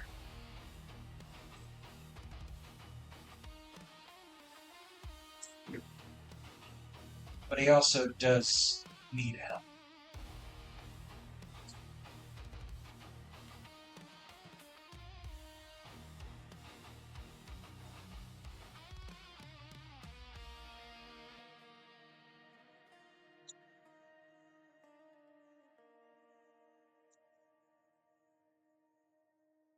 I don't know.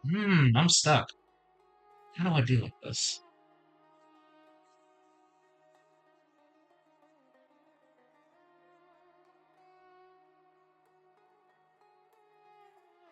Unfortunately, your sister seems lost. She is not lost. She doesn't give a shit. This is politics. with a foundation of history that she knows nothing about, and she doesn't give a shit about this dude particularly. So Yeah. she's just not interested looking enough it to over, try it's to like, help. if my limitations are not agreeable to you, perhaps we should work out something else. Well, what else is there? What else is there? You need information? You come to me. You have the coin. I will acquire it for you.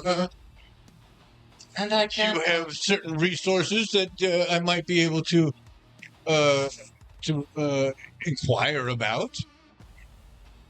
And then you will do your inquiring, and perhaps some resolution will be met. But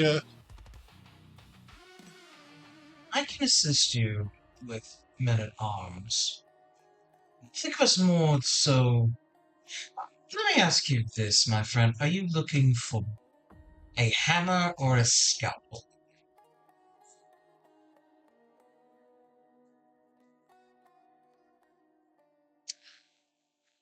the thing about the barons,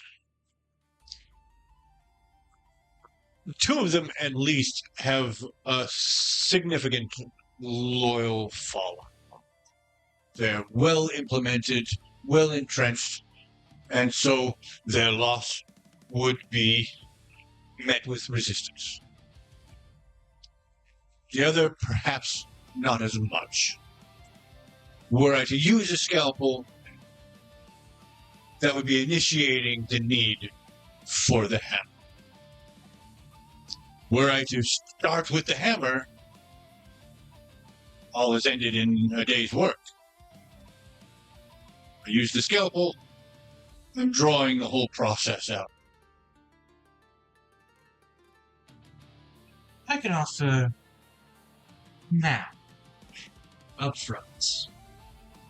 I can offer 10 highly trained soldiers. Each one worth 10 of others.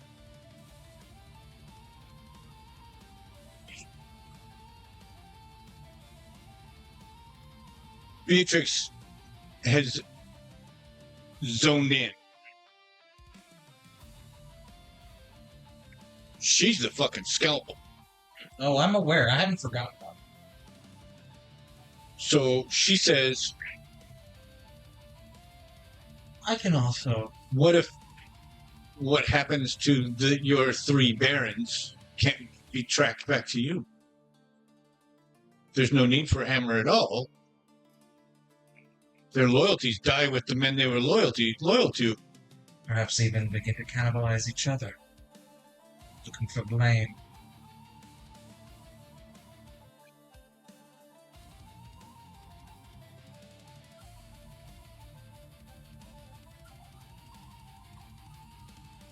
That is a scalpel of precision.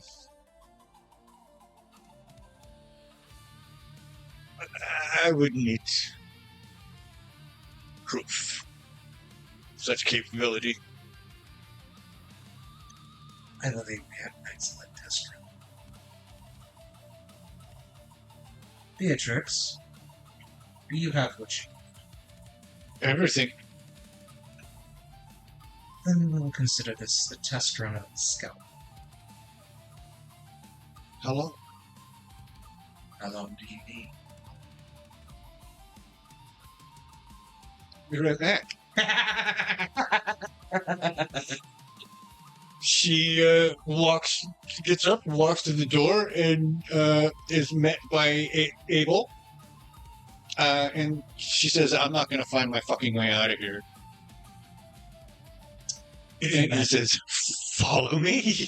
Gives 2 taps of his cane and walks out. Basically, I will sit in whatever chair is available to me and just kind of do the things like something that I have not yet explained about the dynamics here. If I am the hand, she is the sharpest scalper you could ever find.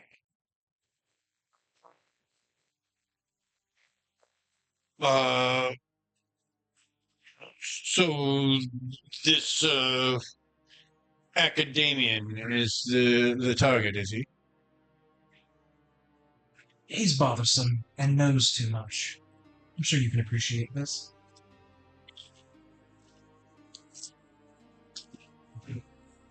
I do. Just not sure how much proof it offers, but we'll know in a few hours, I assume.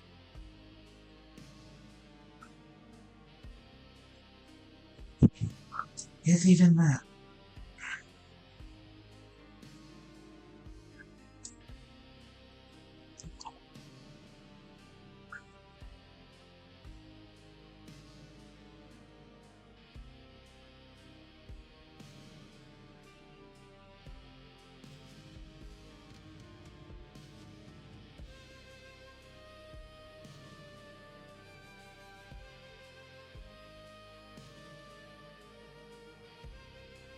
I have ideas of how this could go down, but I didn't get to talk to her, and I don't know how she exactly handles things. But I do know she's a professional.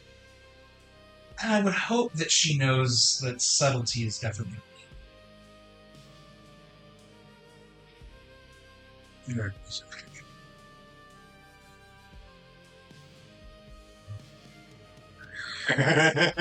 Okay.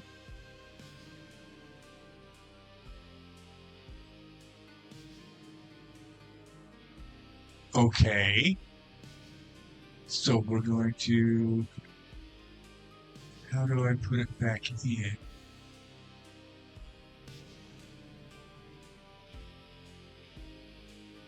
That's not what I want. Okay.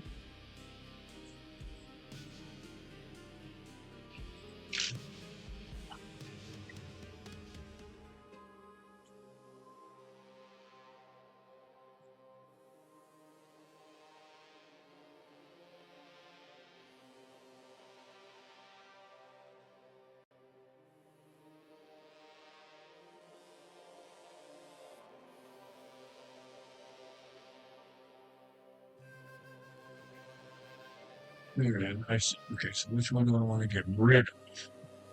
I'll get rid of you. And I will pull you, and you are the priority. That's nice. I'm not going to use you for this, so I will pull you out, and I will pull you in. All right. So we're going in with a lot of stress. So if I roll poorly, this is going to go very poorly for her. Would But she have gotten a short rest at least?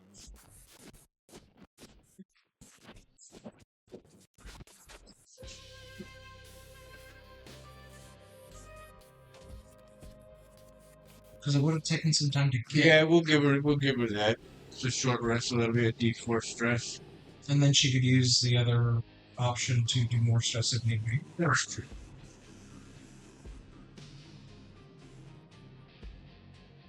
She hadn't been taking any damage. Much more manageable. Much more. All right.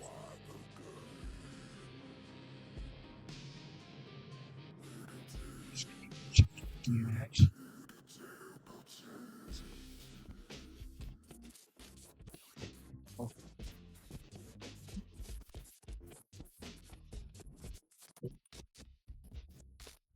Success. When is She's been sleeping down here on the couch. Actually, she gets freaked out when she has to be alone in her bedroom overnight. Gotcha.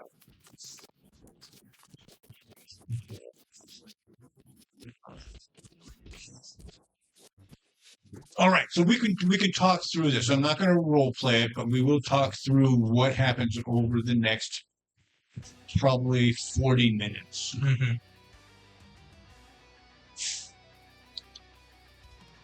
When she steps out from the court of Zatozalos, anyone who is standing outside the door would see a guardsman who at the moment is on duty bearing a hooded lantern, stopping people as they enter and making sure that they belong there, that they have business. And so this older gentleman moves through the city, asking the occasional question about how to get to Dahlman Street in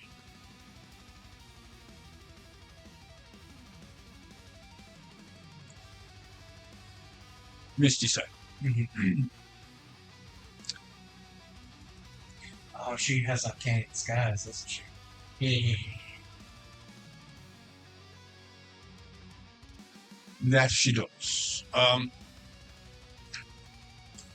Before she stepped out onto the street, she did two things. She cast her uncanny disguise, and she also cast Phantom Retreat. Phantom Retreat is a spell that allows you to disappear from where you are and reappear where you were when you would cast that spell. Oh, that's so good. So she could just get back here immediately. Soon as he's dead. She just poofs. No trace of her escape. That's so good. So between her uncanny disguise, her mark for death, which gives her bonus damage. She's got for get in. She's got get in, get out, which means she can spend a hope to ask me how she could get into the building, and gets advantage on her attempt to do so. She gets first strike, which means she gets double damage on the attack. If she can use marks for death, she can get to the D6s instead of D4s. So she's got the assassin chain for damage burst on one hit. I hate the fact that an assassin cannot do a one-hit kill, and so I abjure that rule. If you set it up well enough, yeah. If you're dumping so many of your own personal resources into doing it, you better fucking be able to do what your class calls you. Yeah, I kind of miss that because in D&D 2014, if you played an assassin, if you got a hit on a surprise character, it's a critical hit. Right now, it doesn't do that. That's just absolutely retarded. It's just stupid. And so I feel like if you get a good enough, if you get the successful hit and you dumped all these resources into it, you should get the kill. You just absolutely should. I can see both sides, like I can see it from a gameplay perspective, sure, but narratively speaking, it makes so much more sense. There are ways that if you get that first kill, then you can be at disadvantage for subsequent ones, and that will balance it out over the long run. Give me a mechanic that at least allows me to do what my class tells me I'm supposed to do.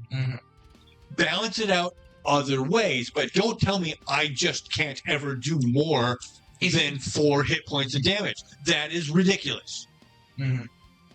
That is ridiculous. As a GM, I totally invoke my right to say, fuck that rule. Go ahead, man. Yeah. It's your game. Don't yell at me. No, I'm yelling. I'm not yelling at you. I am yelling to you. I know. So literally, and that's the from a GM can have is like, hey, you set this up great. I'm not making you roll damage or nothing. They're just dead. Exactly. You get, if it's a successful hit, then that's all I need to know. For this first one, then I'll make you pay for it on the way out if need be. But if you set it up right, if you that fucking Phantom Retreat is a big deal, man. That is a big deal. You're gone. Yup. So it's going to take her 40 minutes to get there, find out specifically which building is his, and then find a way to get in. So once she's in, she's going to need to do an agility check to be able to maneuver through the house without triggering, without knocking something over, making the cat meow, do something stupid that will allow the residents to know that she is there.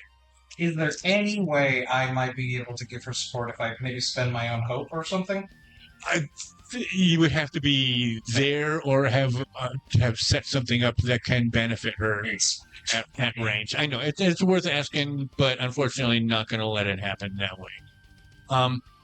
We're going to say her target number for this agility roll is a 15. Mm-hmm.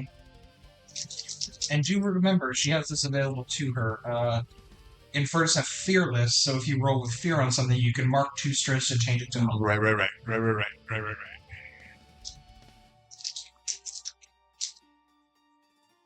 All right, we're looking to beat 15. That is an 18, 19 on the dice, 20, 21, 22 after bonuses. So she absolutely manages to get through the house. It's nearly 4 o'clock in the morning now. So they are sleeping. She manages to track him to his bedroom. He is sleeping. He's an easy target. I'm not even going to need to make the roll to hit. Getting into the house, I feel was the deal. The biggest issue is the wife. So let's find out if she can do it cleanly enough. That will be finesse. Mm-hmm. If she can drive a dagger through his heart without waking the wife. That is finesse. She's got a +0 on finesse. She's no bonuses there. Target number on this will up it by 1 to a 16. Because it's not like he's moving around. He's not dodging. She's just trying to make sure she doesn't jam into a bone that causes the bed to shake, or him to jerk or gurgle or jurgle. So we're trying to beat a 16.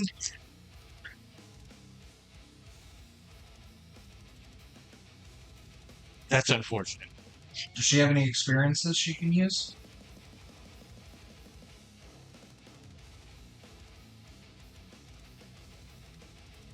She does, and that's got a +3 on it. She's got the business of death, which is one of her 2 +3s.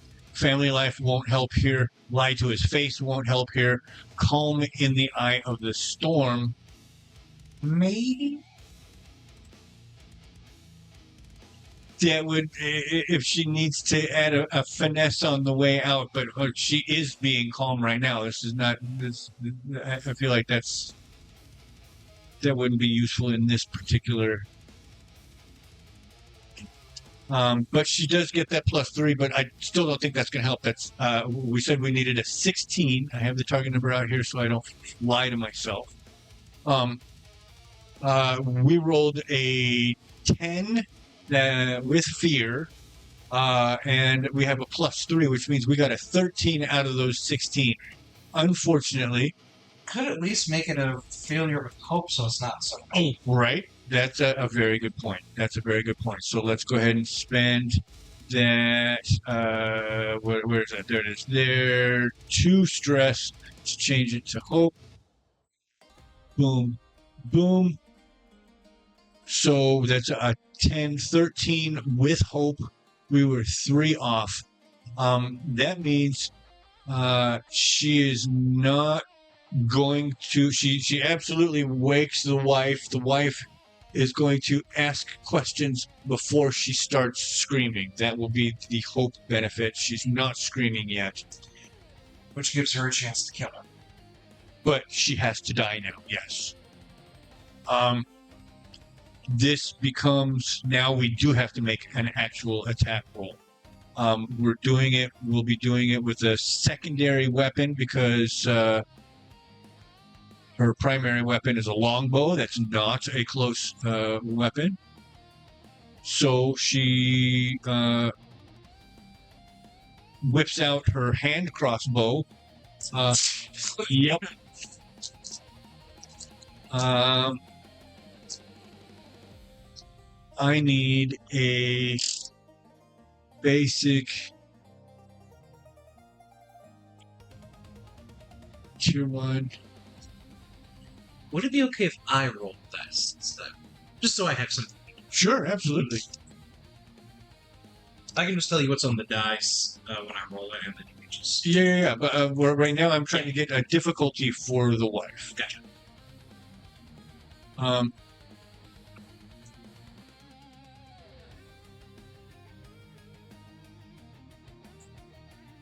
temperature really dropped. 71 degrees outside. Outside? Yeah. Wow. It's, I thought you were talking in here. I was like, yeah, it's because I turned it down. I thought No. I started sweating, so I turned it down. No. You're talking about out in the phone world. is saying it's like 71 degrees for me with how heavy that rain was. I'm not shocked. Right?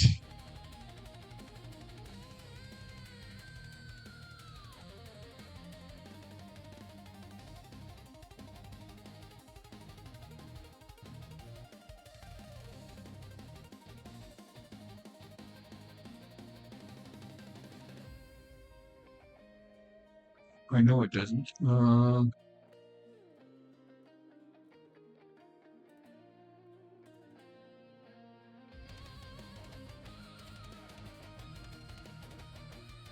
A generic good. All right, so we've got a difficulty of 12.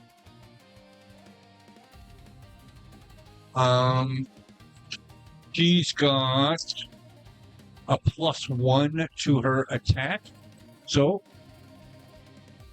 roll an 11 or better, please. Okay.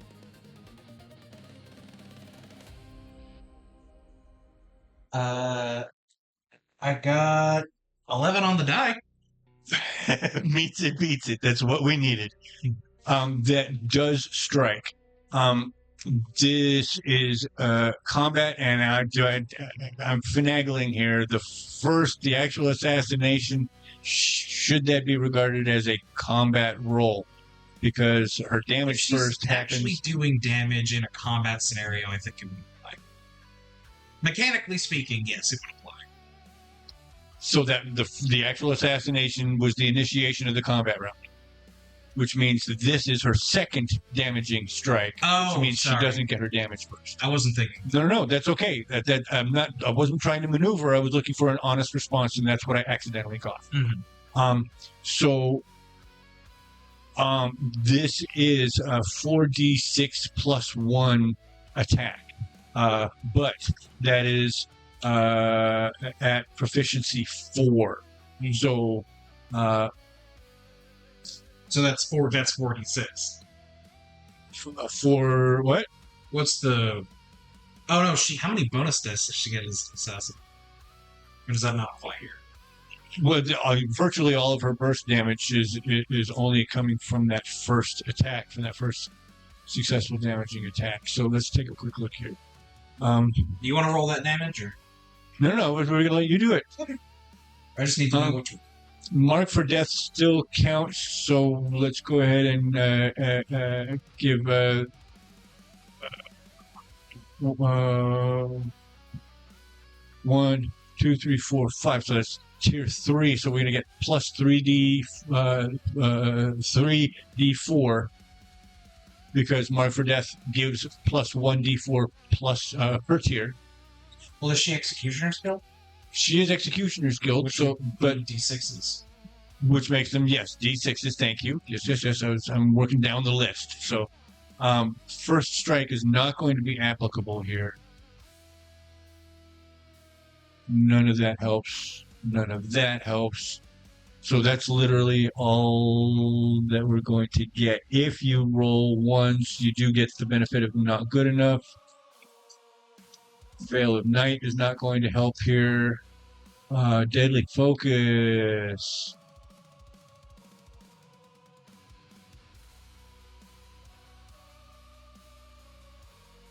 There's no cost for that. I can just do it. So we're going to add another efficiency. So we do that focused. That means we're rolling 5d6 plus 4d6, right? Or plus 4d4. Sorry, mark for death. Mark for death is the d6. So yes. Okay. So total of how many d6s? 5, 6, 7, 8, 9 d6 Okay. plus 1. Let me grab my Warhammer dice. Right? This is appropriate. And then I need to go back to here to find out what her thresholds are. Her hit points are only 3, so we do stand a chance of actually killing her with this one strike.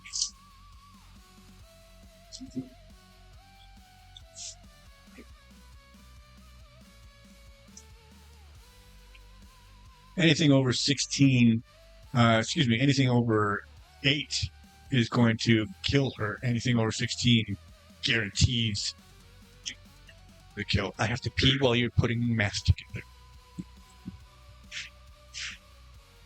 Okay. You got it? Yep.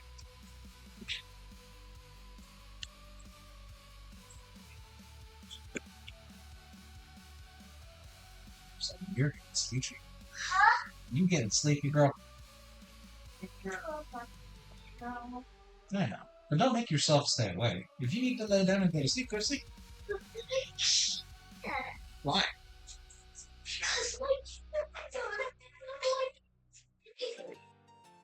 There's a way to fix that, you know? I know. I just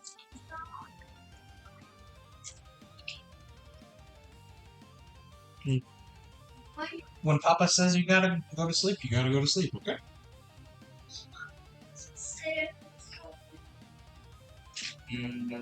sit. I Mhm.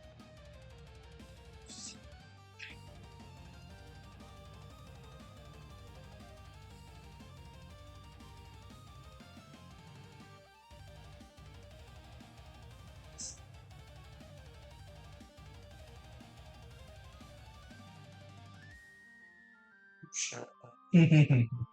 Shush! Shush! Not your shot.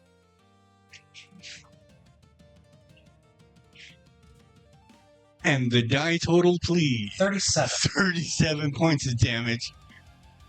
Her severe was 8. So it's literally just, oh, what's happening? The drummer.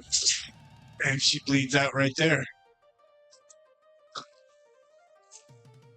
Honestly, I think she'd probably go and take it. Right? Fine. Maybe once she tuck him back in the bed, or did she even get out of bed? No, she was literally. It was just enough to wake her up. She wasn't even aware that there was someone else in the room with her. Boy, so she didn't even like sit up or anything. If she did become aware that someone was in the room, it would have been the city guard that she saw and could potentially identify. Right. She still has uncanny disguise. Yeah. So she just got murdered by a city guard. Right. And with the disappearance of the offending arrow, No evidence. They've got nothing now. So literally, this was 100% successful. Well, 99% successful because the wife had to die. 100% would have been if she woke up the next morning screaming. Mm-hmm. But as far as anyone knows, if anyone ever thought of anything suspicious, it was a city guard asking questions. And then she can just phantom retreat, so no one saw her leave. Yeah, and that's literally at 41 minutes. Not that anyone's watching the clock. If they were, they wouldn't be watching. They'd be watching a fucking hourglass. Imagine that Zatozalos might be expecting it to take longer. He absolutely is. He can't imagine why you're still hanging around, actually. Because it won't take that long. 41 minutes, you hear a kerfuffle on the other side of this collection of buildings. I think she's mad. For cinematic purposes.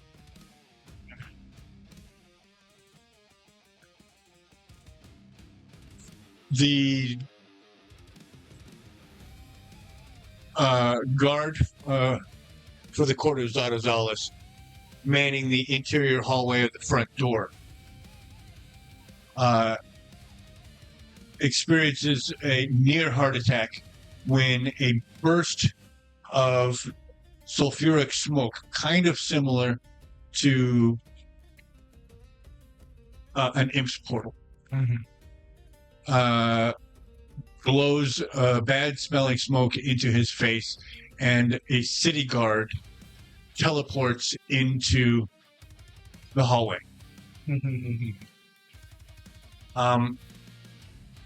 We stay about 10 feet away in front of this guardsman as he T2 walks down the hallway, and with each step his features become less human and more demonic. His coloring becomes less white guy and more red. His hair grows out, going from gray to that stark platinum white. His horns, he begins to grow horns that sprout gold chains and medallions, and soon Beatrix is walking down the hall with this guard behind her going, "Hey, what did you, what? Oh.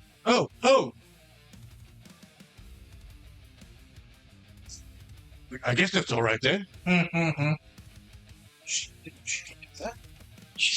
They can do that. Right?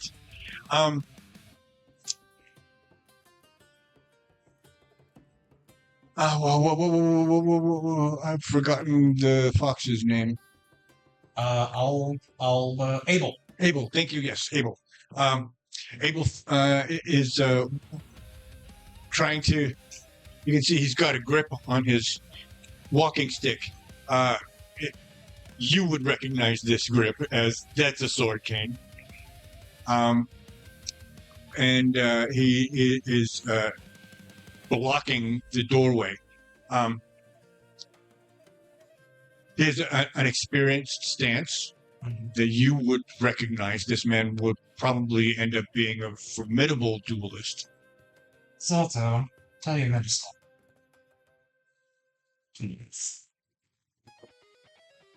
Abel, stay where you are, but put it away. Suppose, but be ready, just in case.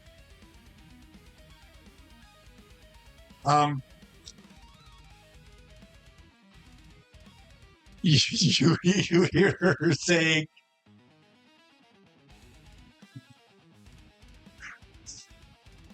"Take me to Zabble Zabble." He's back where the worms are. Take me to Zabble Zabble. The job's finished.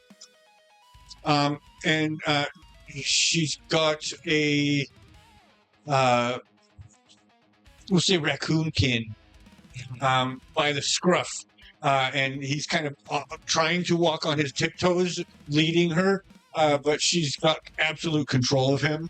But like the reins of a horse, she would be able to tell if he wanted to turn left or turn right, and would do that. But she's controlling him, letting him lead her through the maze back to where pretty much everyone knows he would be at this time of morning. And eventually you see a raccoonkin turn the corner and start walking down the short hall. Abel kind of gives this, leans back against the wall, clearing the way to walk through. And Zatozalos stands.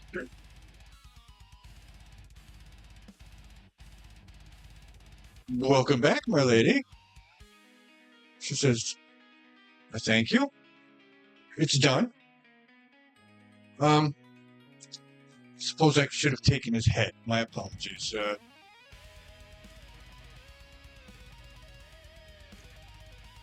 I'm certain that Zato can confirm come morning light. Zatozalos is now absolutely. He's got this dazed expression on his face, like not dazed, but like. Really? He looks to Abel and he says, "Put someone out."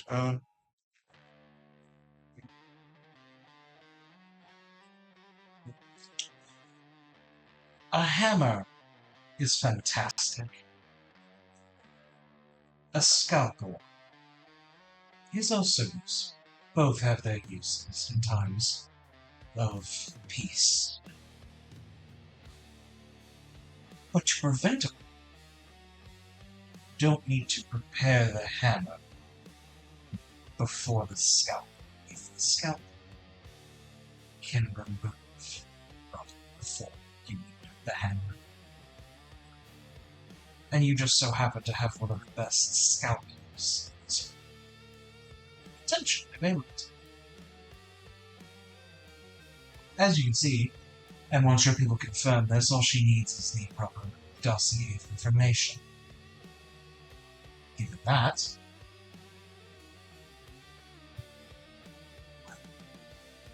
I do believe a problems can be rectified before you need that.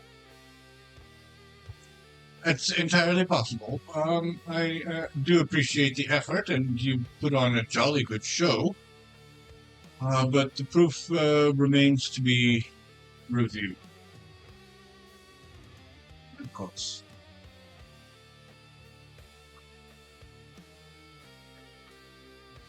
Can I get a read on him after this sudden change in things? Yeah. Give me a perception. If you can get a 13, you can get a cursory bit of information. If you get a 15, we'll give you more in depth. 16 or higher will give you pretty much the deal. 21. A 21. With fear, but a 20.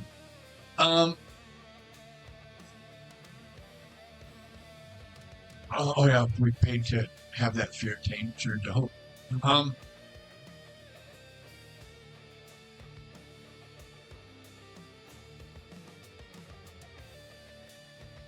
He is feigning disbelief.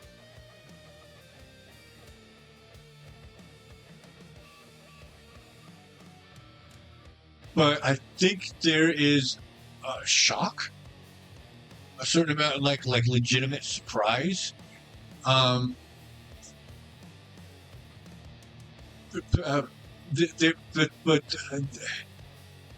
There is still an element of disbelief, but it's not like bullshit. It's more like, can this really be true? Can this really be possible? So yeah, he is hedging. He's like, he wants to think it's true, but Exactly. Exactly. He, the rational businessman in him won't let him just accept it. But it also, accepting it means foregoing the hours and potentially hours and hours and hours and hours that the proof will take to be borne out. Because not only is it going to be theory a while before the bodies are discovered, but then the investigation that results will determine whether or not she left any clues behind, let alone whether those clues could be tracked back to him. So it is, if he doesn't hedge, he's being straight up careless. Mm-hmm. Tell me, Zato, how quickly would you need men-at-arms?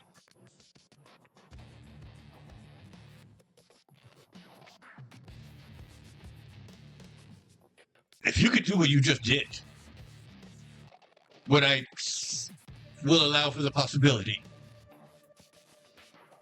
that she is just done. I won't. But you're a cautious man.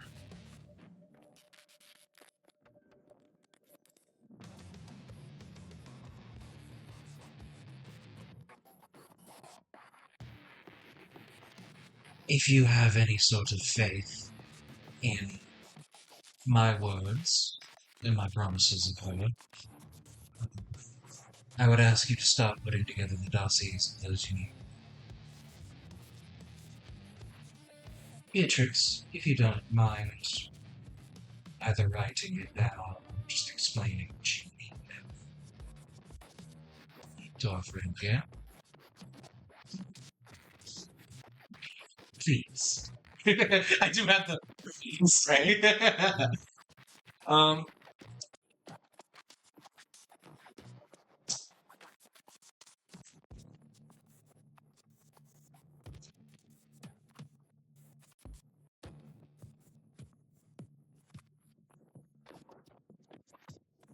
So she goes to her belt and pulls out a 2-inch by a 1/4-inch roll of paper, and she spreads it out.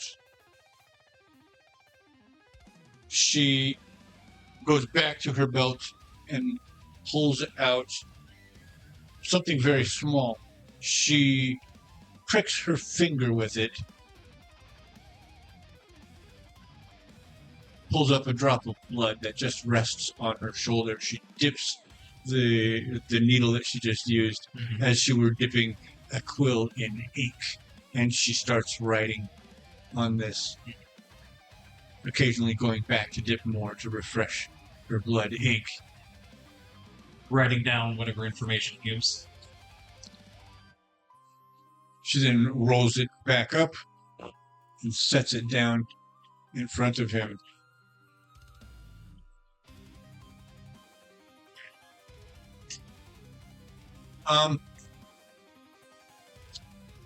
She looks to him and she says,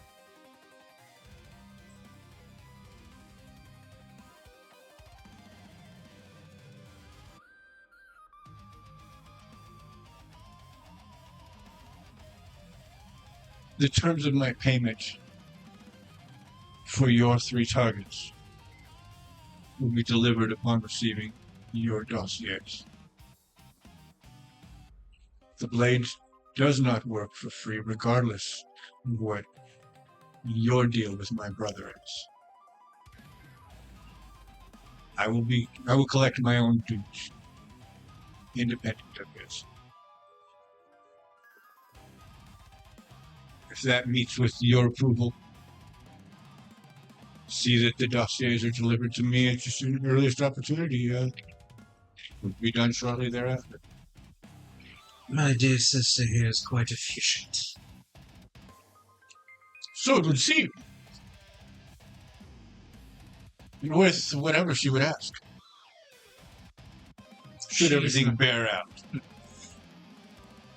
You will find she keeps her word and doesn't mince either.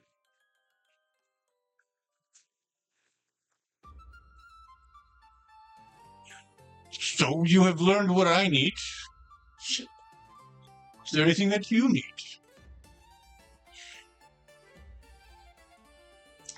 I previously discussed or brought up possibility of mercenary hire, as I have regrettably tipped my hand to mentioning that the numbers are not unlimited. I'm certain that you, a man of your connections, would have access to set up meetings or point in the right direction to meet with mercenary bands.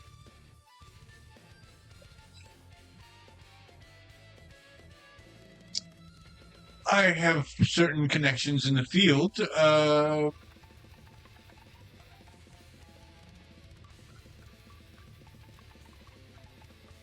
Ruffians, ne'er-do-wells, bandits, brigands. Numbers innumerable. Reliable sellswords, reliable, experienced tacticians, and field operators. Few and far between, particularly in this game. Understandable. Have you the resources? Were we to send to Pride, for a mercenary force. That would be a formidable force. Ah, But expensive. one wonders whether even your resources might bear the load. If a number can be estimated, I can look at what the coffers are there.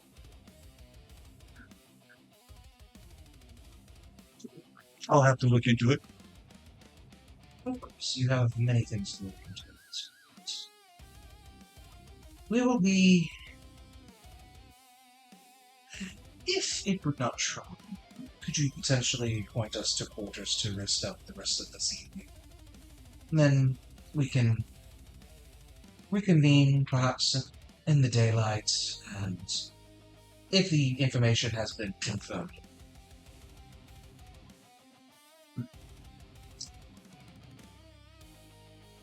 Have you needed beds? If they're Can be arranged. much appreciated.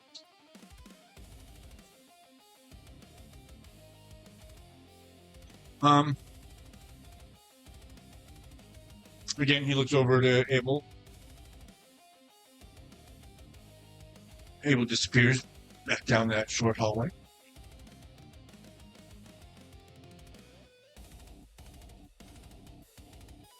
And I'll turn to Beatrix and in Infernal. Speak to her and say, did you enjoy your house? She looks at Zatozalos and she says,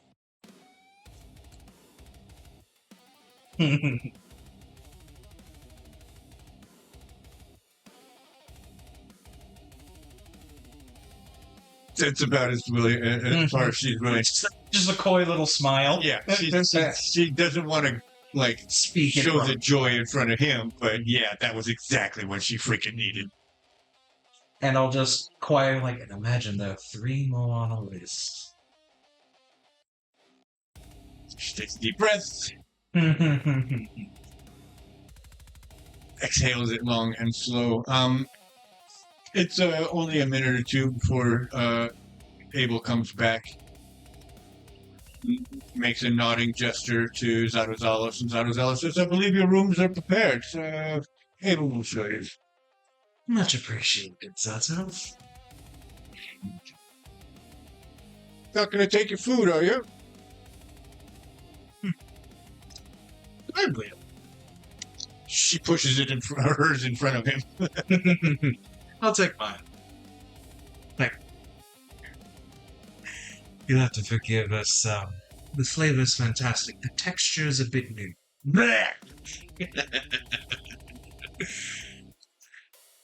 Abel walks you through, and at a relatively early point, he turns a sharp corner, and you head up into an upstairs area. In fact, you go up 2 flights of stairs, although to you it only feels like 1. Am I able to bring the talons as well, or No.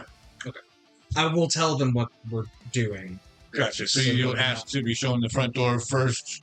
Mm-hmm. Yeah, just to let them know what's going on. Gotcha. So yeah, Abel leads you to the front door. You poke your head out, issue your orders. Mm-hmm. Basically, find a place you can post up. We're going to take a couple hours just to catch more sleep. Sleep in shifts, obviously. Have at least 2 of you awake at any given time. Daylight is going to be a little rough, so make sure that they have their Brands. As you wish, my lord. We'll join back up with you in the morning. Because they're new, they would have probably been out of the cavern. Right, yes, no. They still have not experienced daylight much as she has not.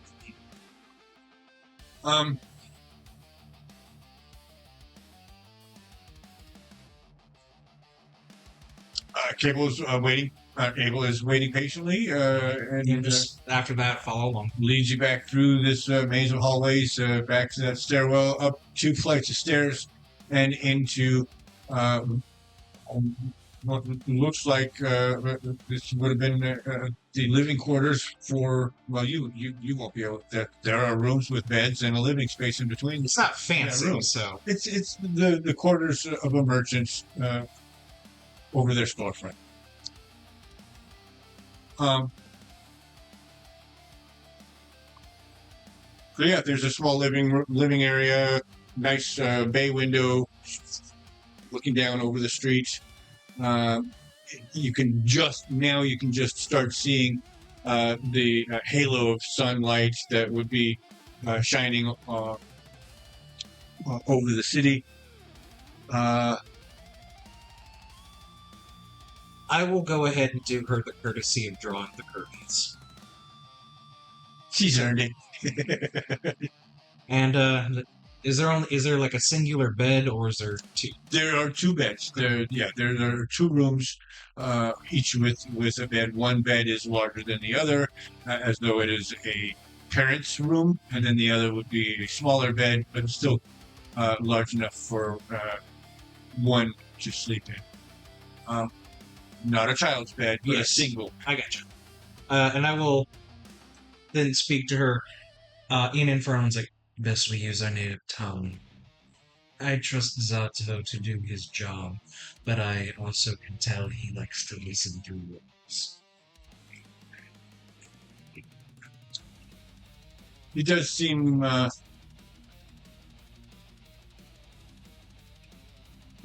One beneficial to know, but difficult to rely on, difficult to trust.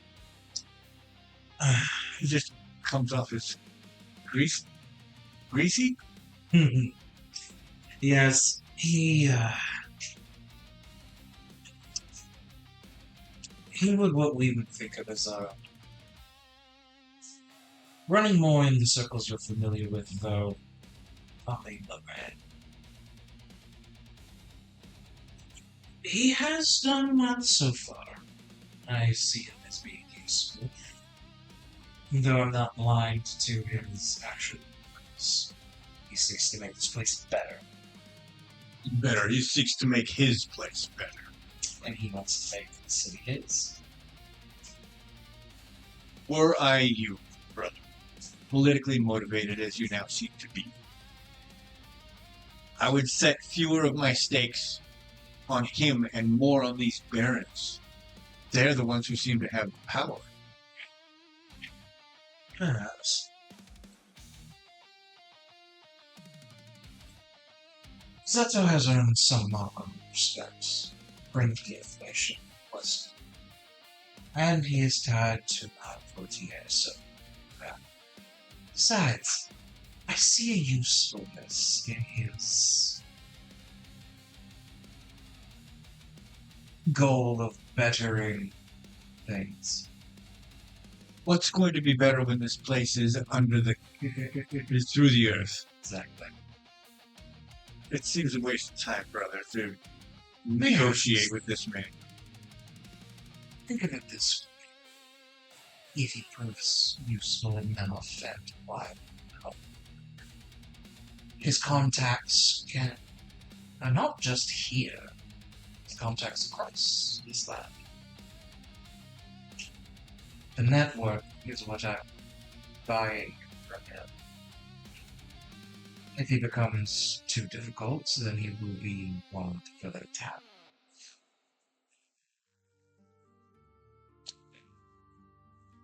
We'll see. We'll see. The sorry, this is me giggling. That's fine.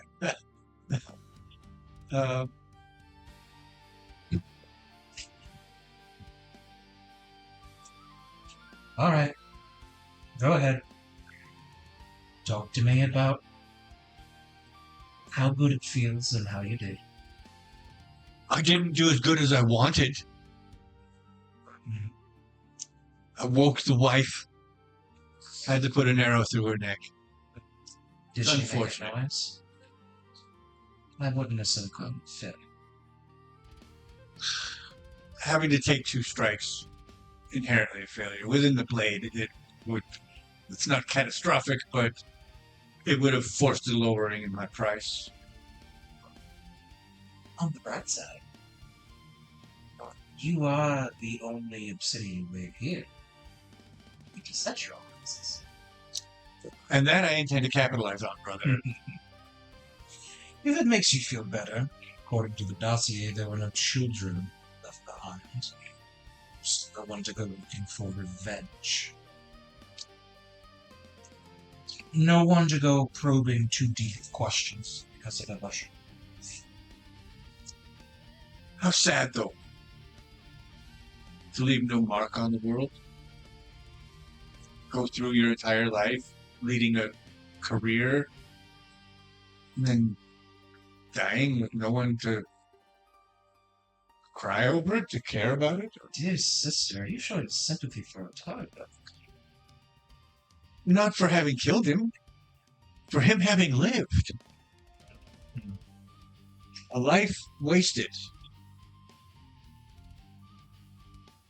His knowledge of us is interesting. Too much of a threat to keep around, though. I do admit it would have been nice to see what else he knew, but not begrudging. No scared for it. Lost opportunity. He wouldn't have talked to us willingly.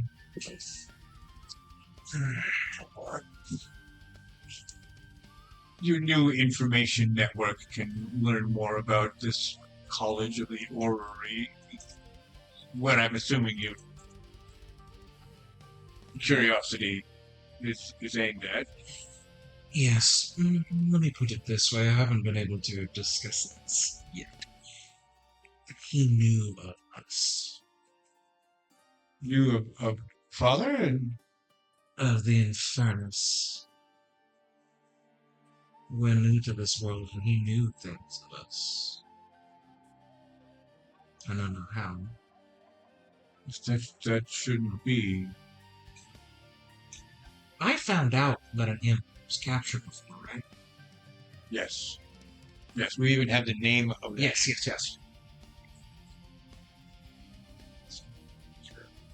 I think I picked up.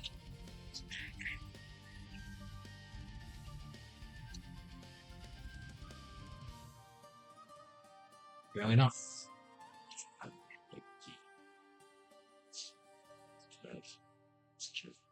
I have his history written down somewhere.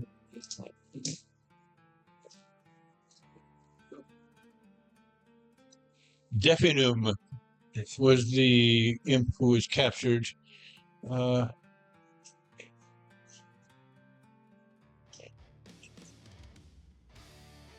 By the war wizard Giror Bison, who was an ally of Alaphus in year 1. They captured this Definum and tortured him until he revealed the structure of the circles below. And I'll explain that information from what I had found. I believe I found that through Azraphel with the Master of the Conclave. I think he had found that out when studying the books. Yeah, from the library. So yeah, basically explaining that this Alaphus, this immortal emperor, is also tied to this Orrery college.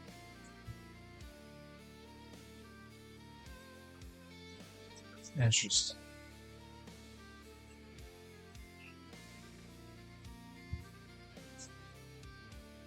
Seems there are more out there that know of us when they shouldn't. Dinner is long gone, so can't punish him for reading secrets. No, but those who would pass those secrets on. Yes. If there's a whole college dedicated to it. Yes, I suppose there's going to be a lot of names here in this. We must see that college burned. If we could find out what they know beforehand, great. If not, they'll be. But at least Holmes, the alchemist, this Bei'Hara was their only asset here, and he wasn't held in much regard to his warnings. The biggest threat that made him is he knew the name of the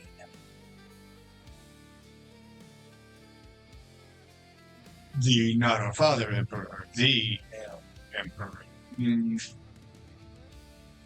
One wonders if he has some contract or pact. I don't doubt it. Our newest sibling is the one that found us. He has the ability to delve into mines. Now you tell me? Well, no chance before. I would have told you sooner. You haven't run off. You wanted to go sightseeing. You weren't going to take me. I was. You're like, I am. That's why we're here. Why do you think I didn't turn you around?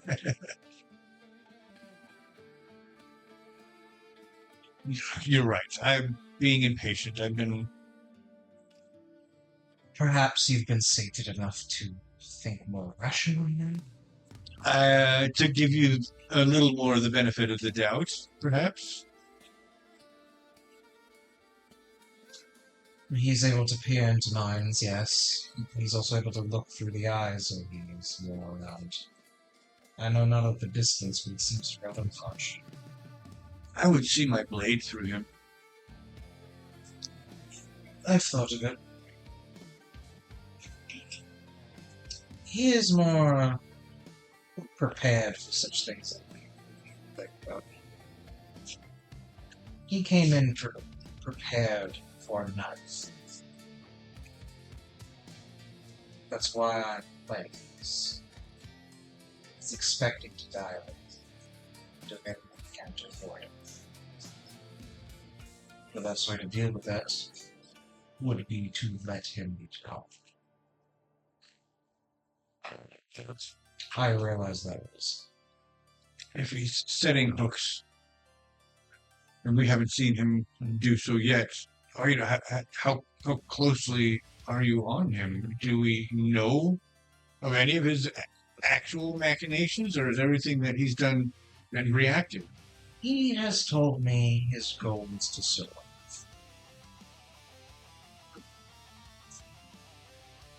He wants to be comfortable.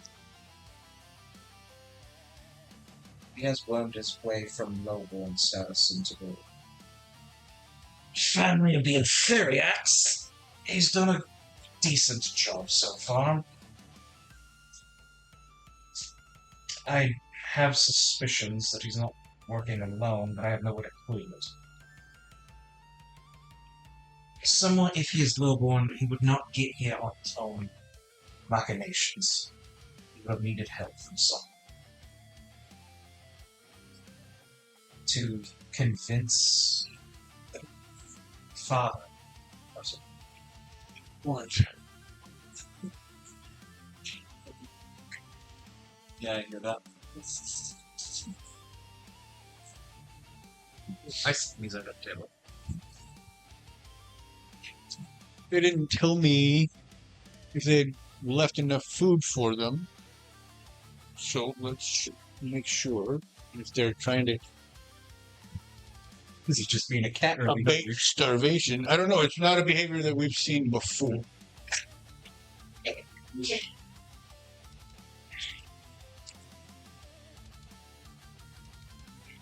may be tearing it up, or he may just be. Or, I don't know. Cats are leaving. Cats are also. I'm gonna feel a cat. Yes, but no, I'm in Kokona. That caught his attention. Yes, it did.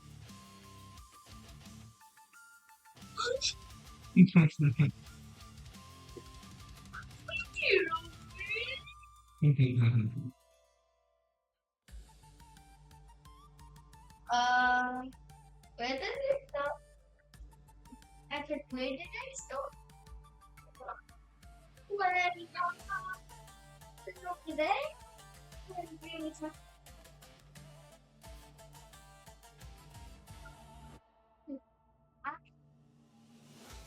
I asked if you were a cat. You go. It's over the chaos. And it was.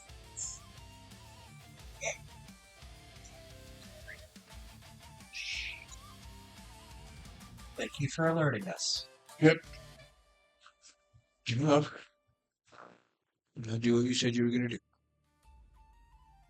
I love.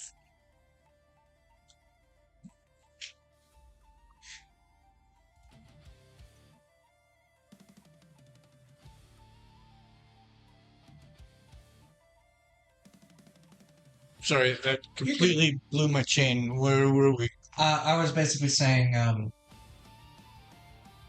assuming he came from lowborn status, which he's admitted to himself. Can you go back over there? Yeah.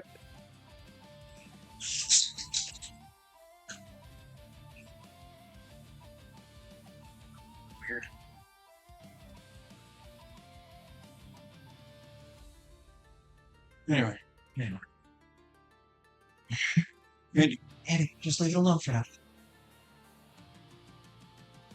He said he came from lowborn status. I'm choosing to believe that, since he doesn't carry the makings of nobility. Well, none of the traits of the blood either. How is it that this man could have? I suspect he has some sort of help.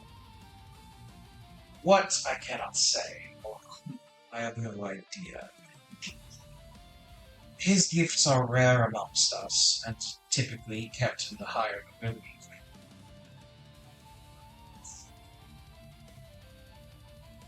He bears all the appearance and personality of someone from Bei'Hara. It would be Bond. It would be, he looks like one of Lassiv's ilk. And I only like he looks like he belongs to the past.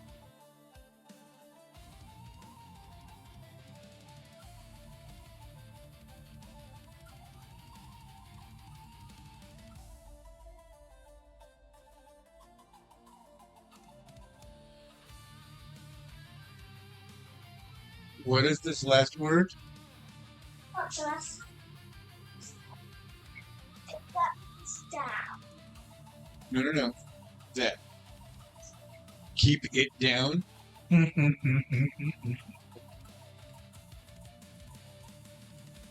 Love you. If you need quiet, you know where you can go. We're going to be as loud as we're going to be. If you need quiet, you can go to sleep upstairs. I'm this close to sending you up there right now. He'll be okay. Love you. Go to sleep. Do it where you will, wherever you choose. Sleep happy.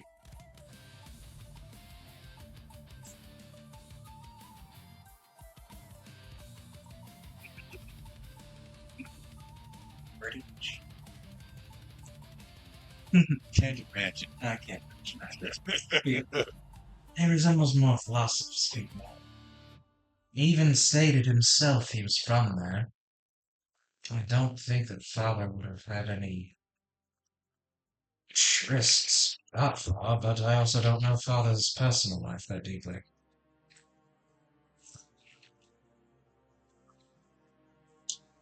Whatever the case, he convinced father that they are blood.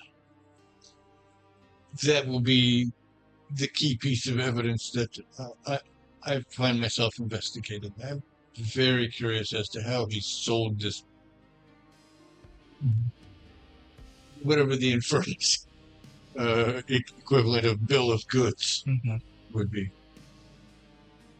translated from the Infernus.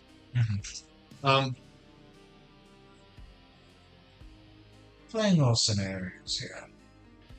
If in your investigations you find he actually is our bastard brother, what changes? Not much. He hasn't put in any of the time. He knows nothing of our bloodline, of the history of our blood. At least if he does, we haven't put it to the test. I cannot doubt his capabilities. It was him that negotiated quite a bit of the material contracts that we have for now. I know. As a contractor, he'll do fine, but as a ruler, as a representative of the imperial throne, That's the thing, he doesn't want to rule. He would rather be. He just wants to be safe. My suspicion is somehow, whether through actual blood connection or not, he's worked his way into our family. With no intention of taking power, he's not yet, but because it provides the greatest amount of safety. Who amongst this expedition touch one of the children of the Hexa? we're one to extend that logic. If we were to guarantee him our protection, we should be, in theory, safe from his machinations and would have an ally. In theory. If he's not interested in taking your throne, That is...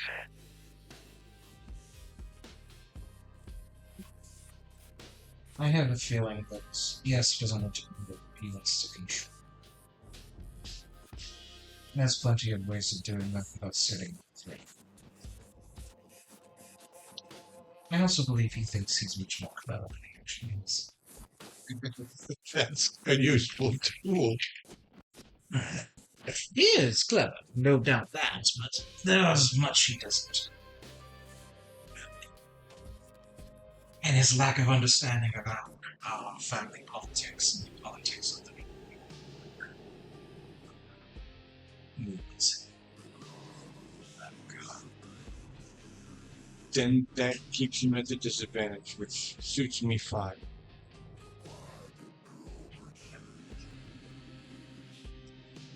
It does pain me to admit he has helped me quite a bit, though. So in the interest of saving his skin, then, once again, that makes it useful. He helped to negotiate promise for being executed. He helped meter out the possibility of resecuring the alliance with humans due to a cultural I excellence. heard mention of that. Yes. I will not doubt his capabilities, and nor do I, as much as it pains me to say, nor do I reject his help. We play dangerous games, I suppose. That's the way of the blood. I just, I fear the day he makes me care for him and I have to cut his head off. or he cuts off yours. He would need a much bigger stick than he's able to hold. No, he's more likely to put me in a position where there are 14 others to do it for him. He's not exactly hands-on.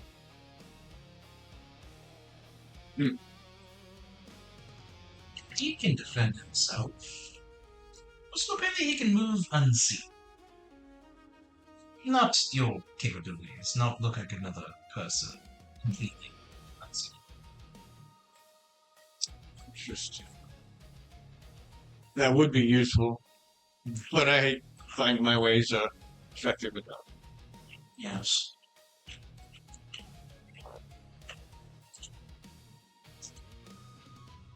I do not believe I have left anything else about him to share with you. Thank you, brother, for the information, but also for the tour. I've already set up your next extracurriculars. What would you consider these jobs? Yes. They are potential contracts. Whether he can afford to pay them remains to be seen. What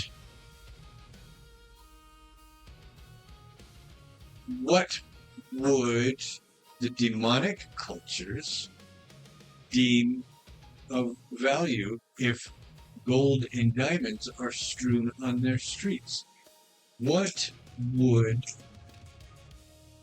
an Infernus Assassin charge for her services? Souls and favors. Information for information. Souls. Favors to be called upon and will be paid. Or else. If you have all the riches of the material world at your fingertips, information, experiences, those are the things of value.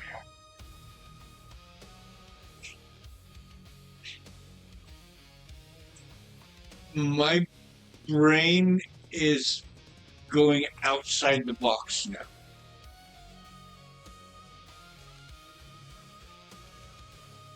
You say experiences, and that makes me think Memories? experiences on the character sheet. You pay with a portion of your life, be that something that affects your character sheet. The loss of an experience, the Loss of the stress. the bonus of an attribute of a hope slot, permanent hope slot, a permanent stress slot, a permanent hit points slot, something like that, would absolutely be of value. But how that translates to my character sheet, to my adversary stat block, to my resources and influence is the next question. For a character stat block, if it's they lose a permanent hope slot, you have a hope that you can pop in whenever you want. You basically have it in storage. Right. So if I treat it as an adversary, she specifically can do that one-to-one. Mhm. Yes. But as an adversary, I have to think in both terms. And this is one of the ways that I would prefer that Daggerheart wasn't. Mhm. And that is the non-one-to-one nature of adversary versus PC. I wish that it was more of a direct translation. For adversaries, what if they came with their own personal fear pool that you can add to an encounter, or as special to them, activate special abilities?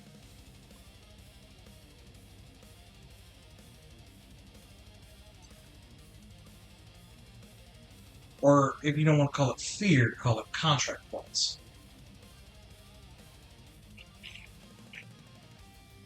That's I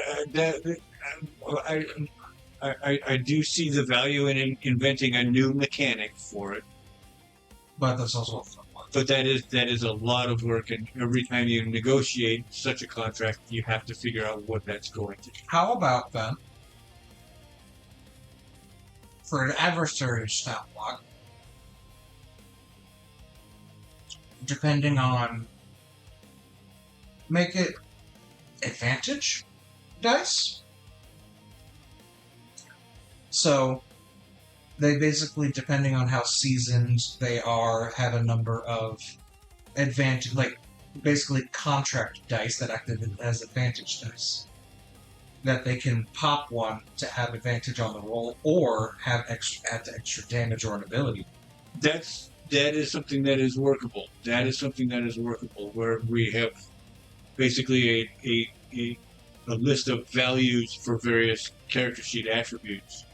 And if you're willing to sacrifice that, then you get X number of contract points for that. So I can see coming up with something like that. Could also be a thing that it could be used in different ways, depending on what the payment is. So if they pay, say, 2 health points for doing a job, if they pop that contract die, maybe they could roll or flip a coin or roll a D6, but kind of like a D3, and they get that many HP back. If you want to divide it up, and depending on what was purchased, or what the payment was, if you wanted to divide it up that way, they could regain that. Yeah, I'm gonna think about that. It's not. We have time before those contracts actually come due. So I'm gonna experiment with a couple of different things. That is promising.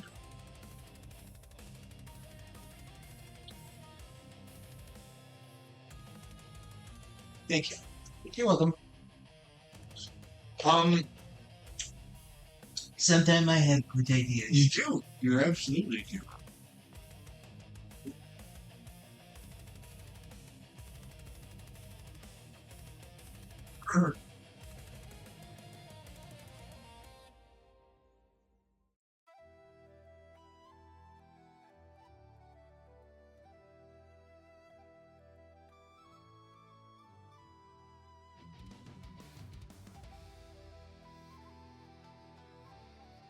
It doesn't help. I already knew that. Trying to nail down what an average cost for an average mercenary contract from in Pride, it's a martial state, and they have several mercenary groups that are specifically run by the state for hire by other states or by other operators. So the Order of the Fulcrum is essentially the guild that hires and maintains those mercenary troops. So I've established that, but basically it says really expensive. While a specific bag or chest count isn't provided for their services, their reputation for treating conflicts as an exact calculus guarantees that securing their services will be highly expensive and bound by unyielding terms. I know that! Okay. There's 10 handfuls to a bag, and there's 10 bags to a chest. There'd be multiple chests worth hiring them out and getting them here with all of their equipment. Right. And then to actually do whatever long-term job. It would be pretty expensive. Yeah, it would Getting be. a quantifiable number would be hard. My best estimate, just to get them over here, depending on how many, if we assume it's like 500 mercenaries. Because that's like a typical number for like real world stuff. It could be like 80 chests just to get them here alone. Right. I think we'd have to just think in terms of carts. Yeah, I think in terms of cards, right? Think in terms of carts, yeah, because we were looking at, if we can assume that they're going to want to pay their guys relatively well, which would be a bag or 2 per day. That's just their day-to-day cost. That's not the cost of getting them here. Keeping them armed, fed, vetted. Exactly. So, And actually have them fight. yeah. Yeah, this ask was mostly just to get an idea of what's available, and Yeah, in the immediate area, you got a sense that you would get fucking land pirates. You wouldn't get anything organized or Good useful. for chaff, I guess. Better to keep working with the 6,000 orcs or with the 20,000 orcs, you know. Probably. But it was worth looking into. Absolutely, there's a question worth asking. So that goes to night. So if you try to continue the conversation any further, you will find that she has fallen asleep. I just let her go to sleep, and then I'll doze off for the last few hours I have. Did you have any specific request for being awakened at a specific time, or is it just going to go until you wake up and we roll randomly for when that is?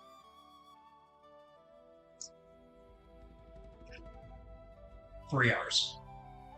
Gotcha. Like, let us sleep for about 3 hours. The sun will probably be up pretty well by then. Just enough to kind of like get into like a decent sleep. Yeah, it would be about 8 o'clock by then. So yeah, in fact, even with, because there aren't going to be blackout drapes, Mm-hmm. at about 6:30, 6:40, somewhere around there, you hear Okay.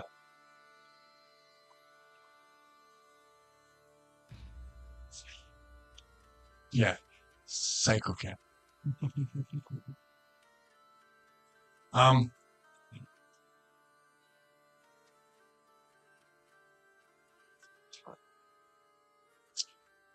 You don't hear it. You feel it. The soft thump of a pillow bouncing off of your head. Strixus. What? I forgot. I pull it out, throw it. Not even looking. My head was under the covers. I know that I feel like you threw something, but I'm not going to be able to see it. It's the eye wrap that landed next to your head. It's actually at the floor.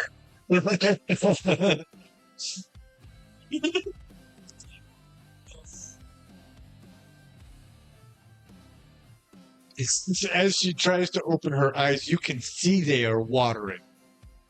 And so she is looking through, literally running tears, trying to... I'll get up and pick up the thing and just kind of... I just unceremoniously drop it on her head. She disappears back under the cover. You get your good, I hope. It burns! Yeah, try looking directly at it. I tried that. Don't do it. Have you ever wondered what it's like if the ceiling was made of white phosphor stone? Never, but now I never need to. The above is actually quite nice when you're not looking directly at it. It's blue. I'll have to take your word for it. She comes back out, and her long, beautiful white hair is tangled up and stuck up and caught up in the wrap in such ways as to look like she's been stuffed with white straw. The bindings around her eyes, you can tell this was her first effort at it under less than Ideal circumstances. She has basically completely bound her eyes. It would be a wonder if she could actually open them, let alone see through the binding, which is layered, probably thicker than it needs to be. We're used to doing a nice wide 2 or 3 layers. She's got 5 layers, 6 layers. I'm the angry adult. And being the big brother, I know how to fix her hair, generally, and I fix the mask so that it sits comfortably and she can actually see. Does not well. Is she fighting me on this? She's not fighting you on it. She's letting it happen, but you can sense that she's fuming about it. She is resentful of this. Close your eyes, then. Close your eyes. Put your head under a blanket, then. Go upstairs, then. Do not be crappy and plug your ears while staring at me or the ceiling. I can make you go upstairs, Andy.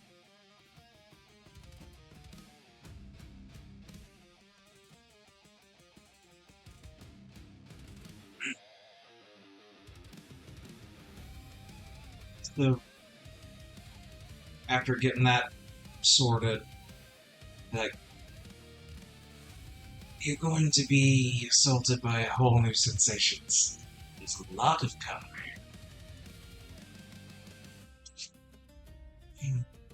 It's a lot, but I will do my best.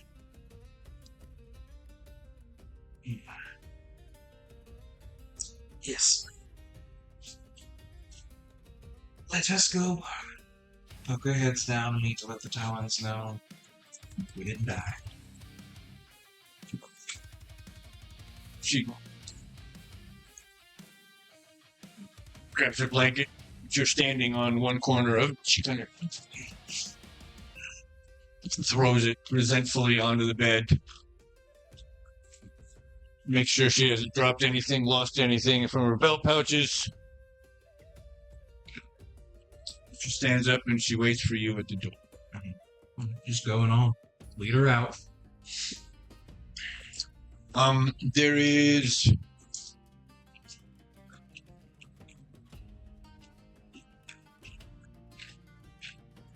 teenage kid.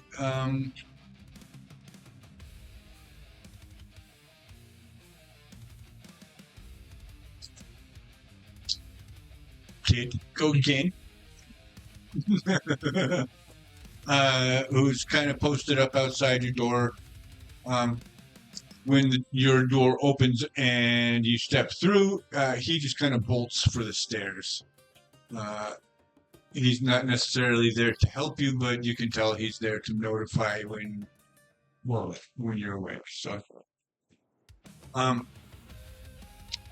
you go down, and by the time you reach the second, the bottom of the stairwell, which was essentially two turns with one landing in between where you got on and got off.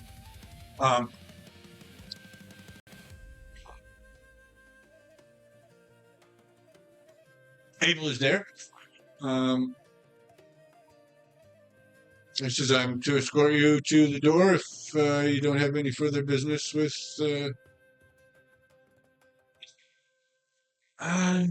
Unless he was able to, in the interim, confirm the information, I don't think we have anything else to speak of at the moment. It's early days yet. There's... He anticipates at least 24 hours before he has the information you're requesting. Then I'll make an endeavor to come back to you. This way? All right.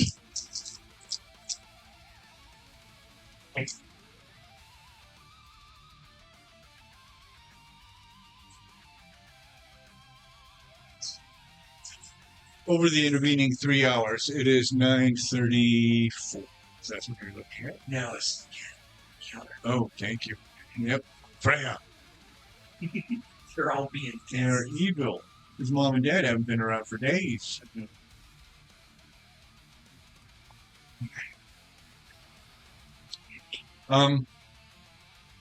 Over the intervening hours, something bad has happened to at least one of the members of your talent. Roll a D6, roll a D3 for me, and determine which of them it is.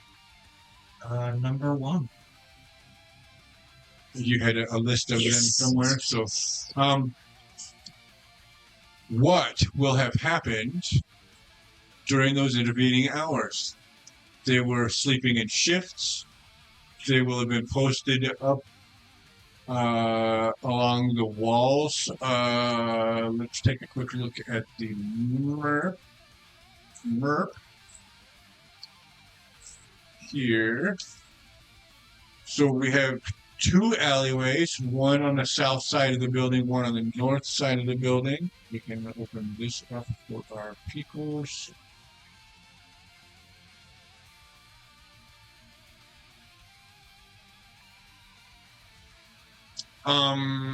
This was a 12-1, 12 on the fear die, so it is as bad as it can get. Whoa.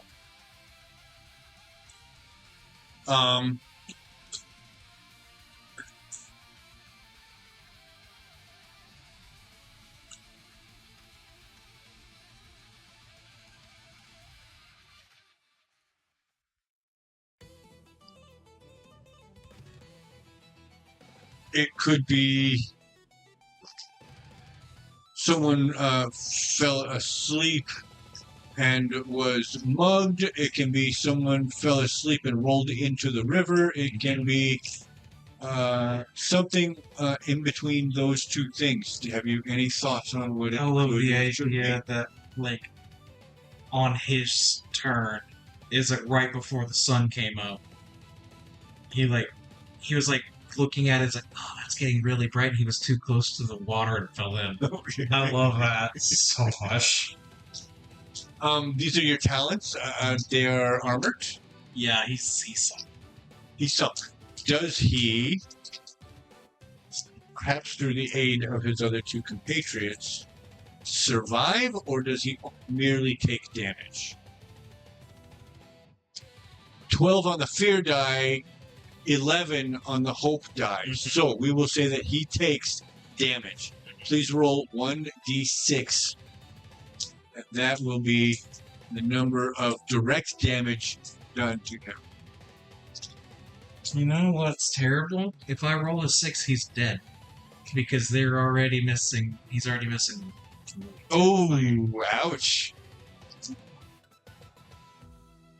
Did you roll a 6, Daniel? Oh no! Ooh, got another slot to fill.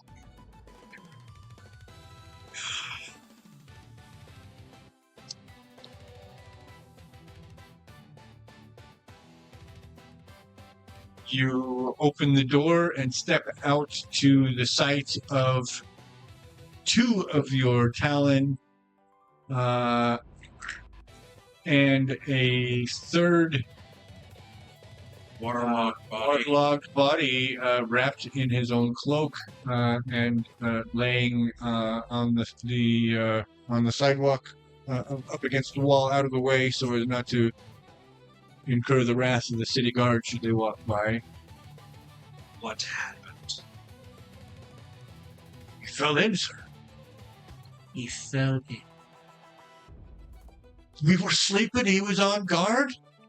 We heard the splash. We heard the spluttering. He went under and never came back up again, sir. Neither of us could get our armor off fast enough to not join him. You get in there without joining it permanently.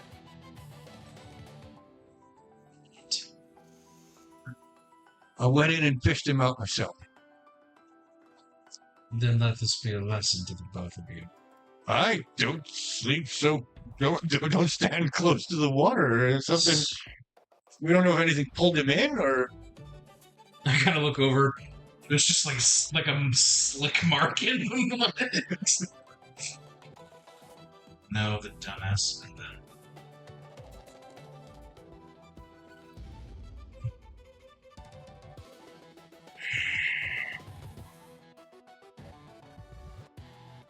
then I go over to them, just claws into shoulders. I put my faith in all three of you. I'm not going to play with that. It was his duty to keep an eye on things that faith. Make sure you don't follow this example. Yes, Lord. Let's carry it back.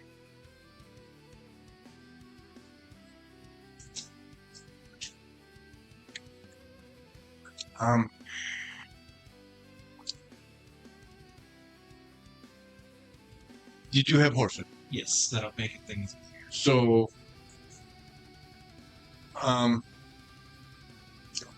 they pick him up and sling him over the back of his horse, lash him down so he doesn't slide off. They're being solemn about it. They were all newbies Mm-hmm. in the Corps together, Mm-hmm. so you could tell that it sucks for them as much as it should. Strixus understands, in a sense, like this is their first time on the surface. They didn't know what to expect. He understands. He cannot tolerate this kind of dumbassery.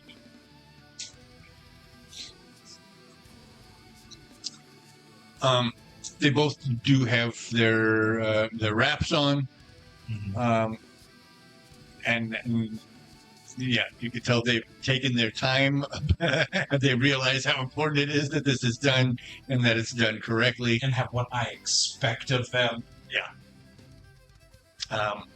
So yeah, these guys were not thrilled to have to deliver this news, and kind of were anticipating that you would be wrathful about it. So there doesn't seem to be any resentment about it, but Oh, I am livid. And the thing of it is, I think they would realize I am holding back for the wrong time to claim them. Well, it's not their fault he was a moron. But he needs to make sure that this lesson stinks. Yeah. So they're going to be running extremely harsh drills. day drills, like get used to not having to rely on those fucking things. Get used to working in the line. They are going to be setting the example for the rest of the talents. And I think he will be telling them that. Yeah. In excruciating detail. As you're riding through the city. This is not...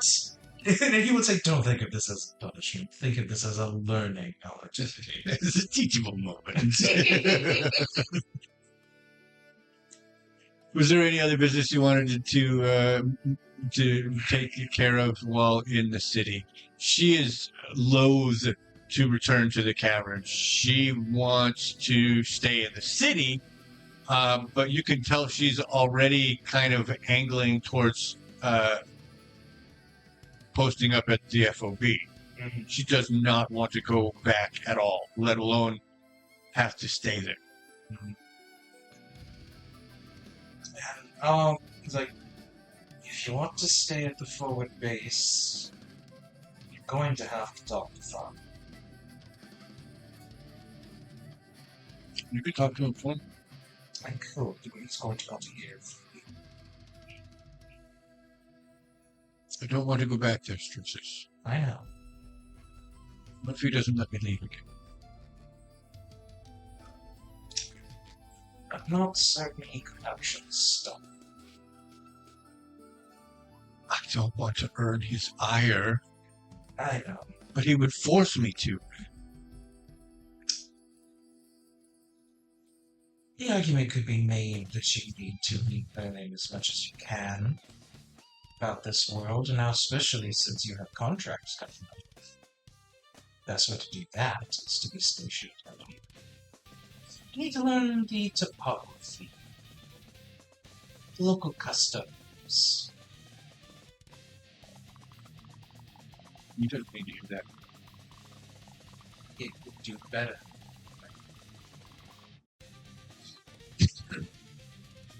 Spit and snotted. She's frustrated and she thumps her hand on the pommel of her horse. I'll go with you. But will I leave with you? There's only one way to find out.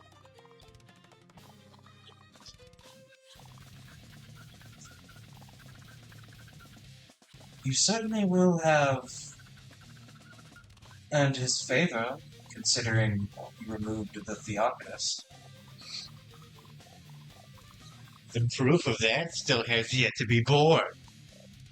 Not to father.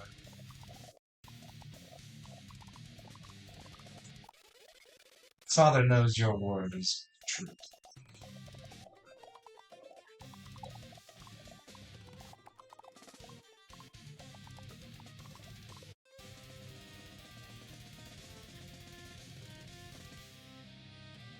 Sorry, I am being distracted by my brain.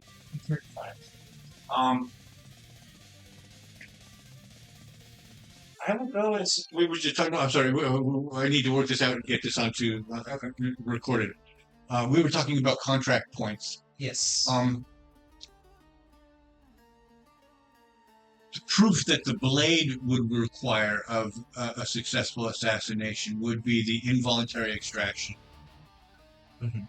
of a contract point, of at least one contract point, which would then be donated or contributed to the blade, the obsidian blade. Sorry, I just needed to get that recorded. Okay, that's fine. The difference being is that she's the only member here, so she doesn't. But she will still owe those dues. Oh, absolutely. She will still owe those. She's been trained well enough that she would keep. She has to keep the books tight. Exactly. Sorry, that's now it's on record. Now we could. I will speak with you. I cannot speak for you. You have my support. And I thank you for that, brother. His grip is iron, and if he decides to lock me in that cavern, I will be forced to violate every trust and make everything that much worse. Yeah, that's nice. That doesn't.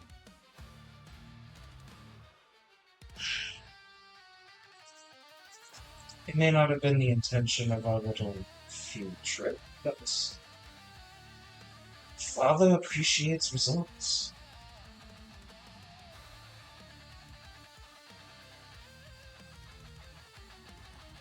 Well, we've given him those at least. We've given him that at least.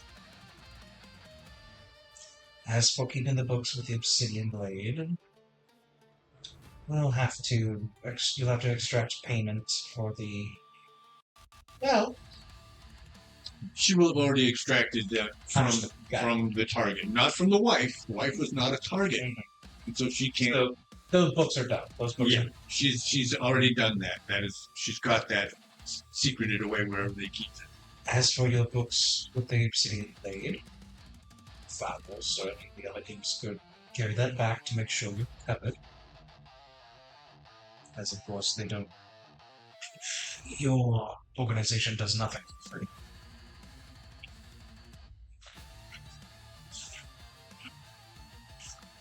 What really troubles you?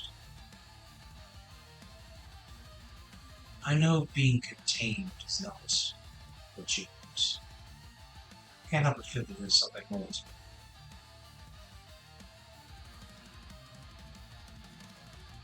Honestly, there isn't. Being locked in that cavern for even another day distresses me. The thought that he could keep me there for however long he feels necessary. The fact that he wouldn't want to bothers me enough. The fact that I would have to move against him with Strixus. I would have to. That bothers me more than anything else. Without Mother here, he's become intractable. There's no negotiating with him, unless he is already allowed for the negotiation to go in a way that doesn't favor him. And we can never know which way that is. Ophalis has an undue influence over him. I agree. Don't like that a phallus has such an ear. But that's feathers ears so tight. The hope I have is that secret will loosen once the debt is paid.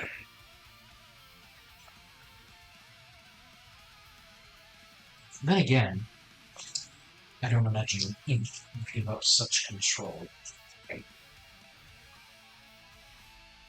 Not willingly, no. The imps are lower on the hierarchy than the Infernus. Mhm. So yeah, if they have a hook in one of the hires up, they're gonna want to keep it. On the bright, it's a lot less red tape to take out. That is true. Accidents do happen even to imps. And consider that if he does keep me, that might be the first thing I do. I'm certain you can find out his sleeps. Moving. I don't want to have to. I don't want to have to.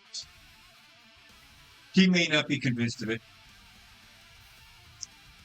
nor you for that matter, but I love Father. And the thought of violating him, his will, it hurts. It's not to say I wouldn't do it, but I do believe you. I do. Have you visited him in the off hours, but it's not caught without the other one? when he's cooing over his new iridescent friends, Ah, why would I interrupt a love like that? nice. He's got more time for that thing than he does. Obviously, he's got more time for you, but he's grooming you. I'm his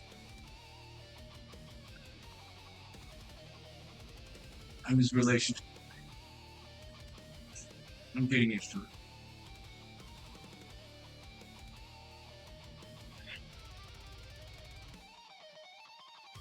It's why I was sent.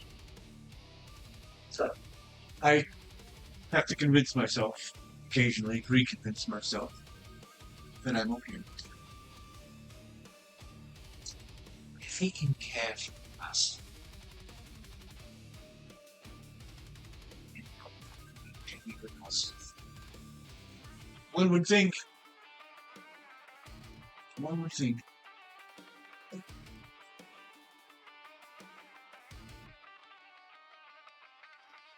And then you're outside the city. It's only about a 15-20 minute ride until you're in between the two parcels of farmlands that leads to the road down to the FOB. Get there and return the horses, and I'll explain to Orrery what happened to me. Idiot. Sorry, Strixus. That's hard, but unfortunately,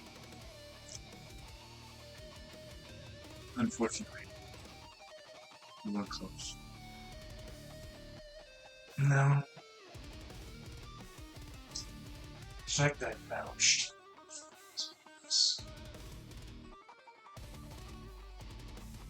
But I'm going to make sure, looking at the two, that's a mistake. It straighten themselves up a little more. As it were, he's not going to eat beyond. Do you need to have any spares? Your style of armor is different than ours. It wouldn't serve a purpose to anyone other than as a loner for... I appreciate you.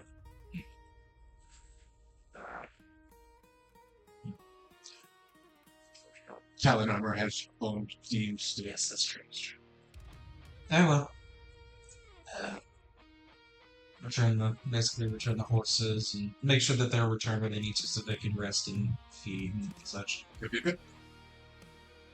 When you begin to walk back, I will, before we leave, I will actually talk to more Malchus a bit. Mhm.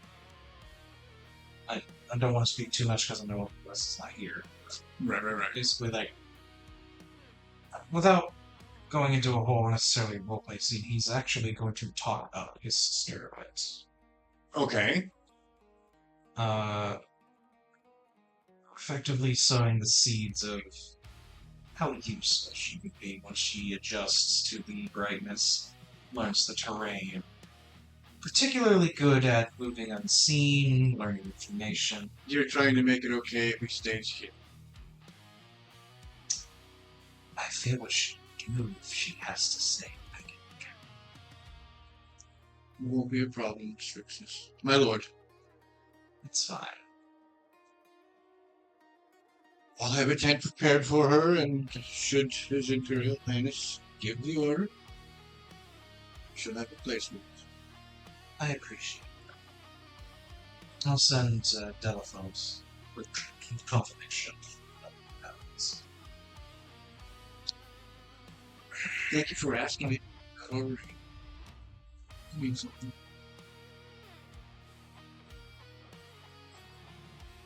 And then start the truck back to the cavern.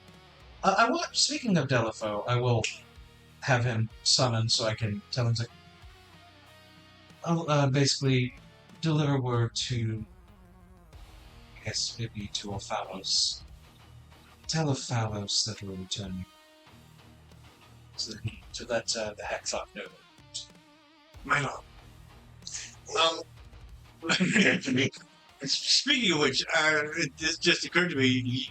You will have a portal attached to you now as well. Oh, great. So you got that cold spot.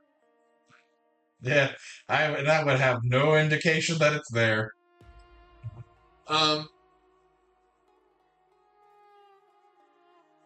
What would I?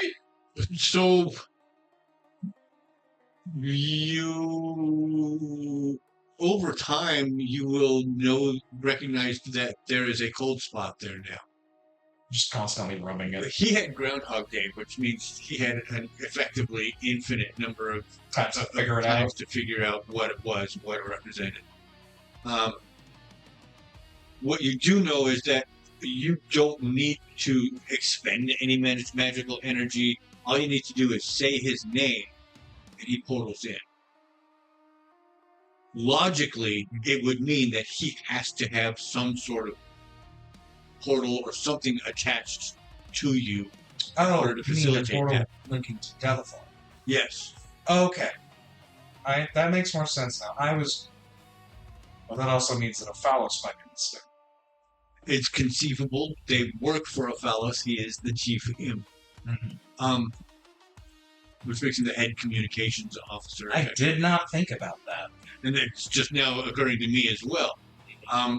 So while... so yeah, let's get... how long has it been since you've had them? Over a week. I know. Because there was the week time skip. I want to say probably around 10 days. Roughly. All right, give me a perception check. Your target number is 18. If you meet or beat that 18, you can be aware that you are being tracked at all times by your imp. No. If you get up into the 20s, you'll be able to identify that that's what it is. Mm-hmm. I got a 14 total. Okay. I pulled a U. I rolled a 12 on the hope and a 1 on the fear. It's just opposite and it doesn't meet what I need. Right. So unfortunately, right now, it hasn't occurred to you that... I just kind of rub a spot on my head every now and then. Exactly. And the connection has yet to be made that literally all you have to do is say his name and he appears. And how does he facilitate that? I was just assuming it was in. It's exactly, and that's how they prefer it. So yeah, And also, my dear sweet brother hasn't told me about the portal in his head. exactly. So yeah, we know that as the mechanic, but you don't. That's absolutely. But he doesn't. Strixus doesn't. Anyway, it is 10 o'clock. Yeah, it's not. We are headed back to the cave, so that makes sure that the timelines at least kind of realign. And honestly, we're really gone now overall. So Just one full. whenever we day. come back to this, we could just say, "Vic, join us back up when we got to the FOB." All right. Yeah, you're right. He just It was overnight. Literally, it was just overnight. He's a late sleeper too. oh yeah. Ladies and gentlemen, if you're out there in the world watching us, please make sure you stop before I get undressed. We appreciate you spending time with us, and we hope that you check back in with us in 7 days. Hopefully, we'll be back on the main campaign if everything goes well. Until we see you then, have a good one. Stay happy. Ooh, good night. Stop that music. Play that music. And you.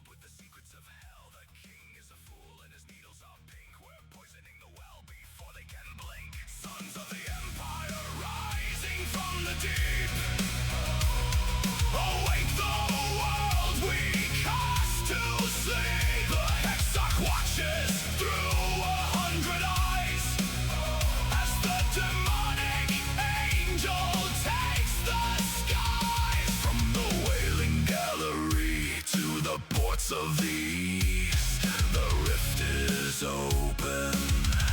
Come join the faith. Come join the faith.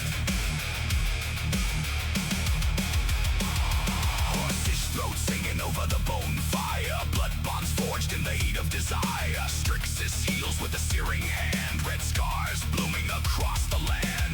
Pale souls floating, granting the grace, a light of absolution in this godless place. But the skulks are watching, the shadows have ears. The emperor feeds on his own son's fears.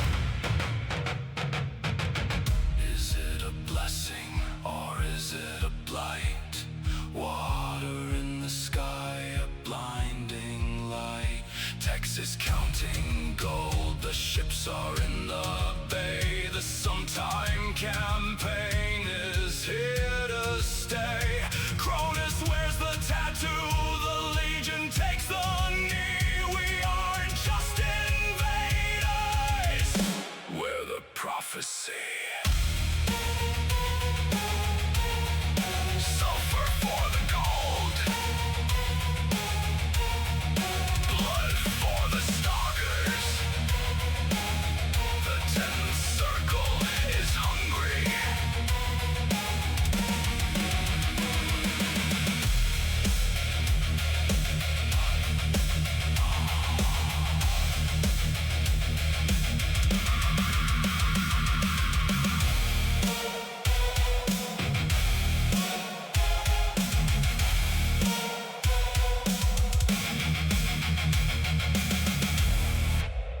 The Empire has arrived.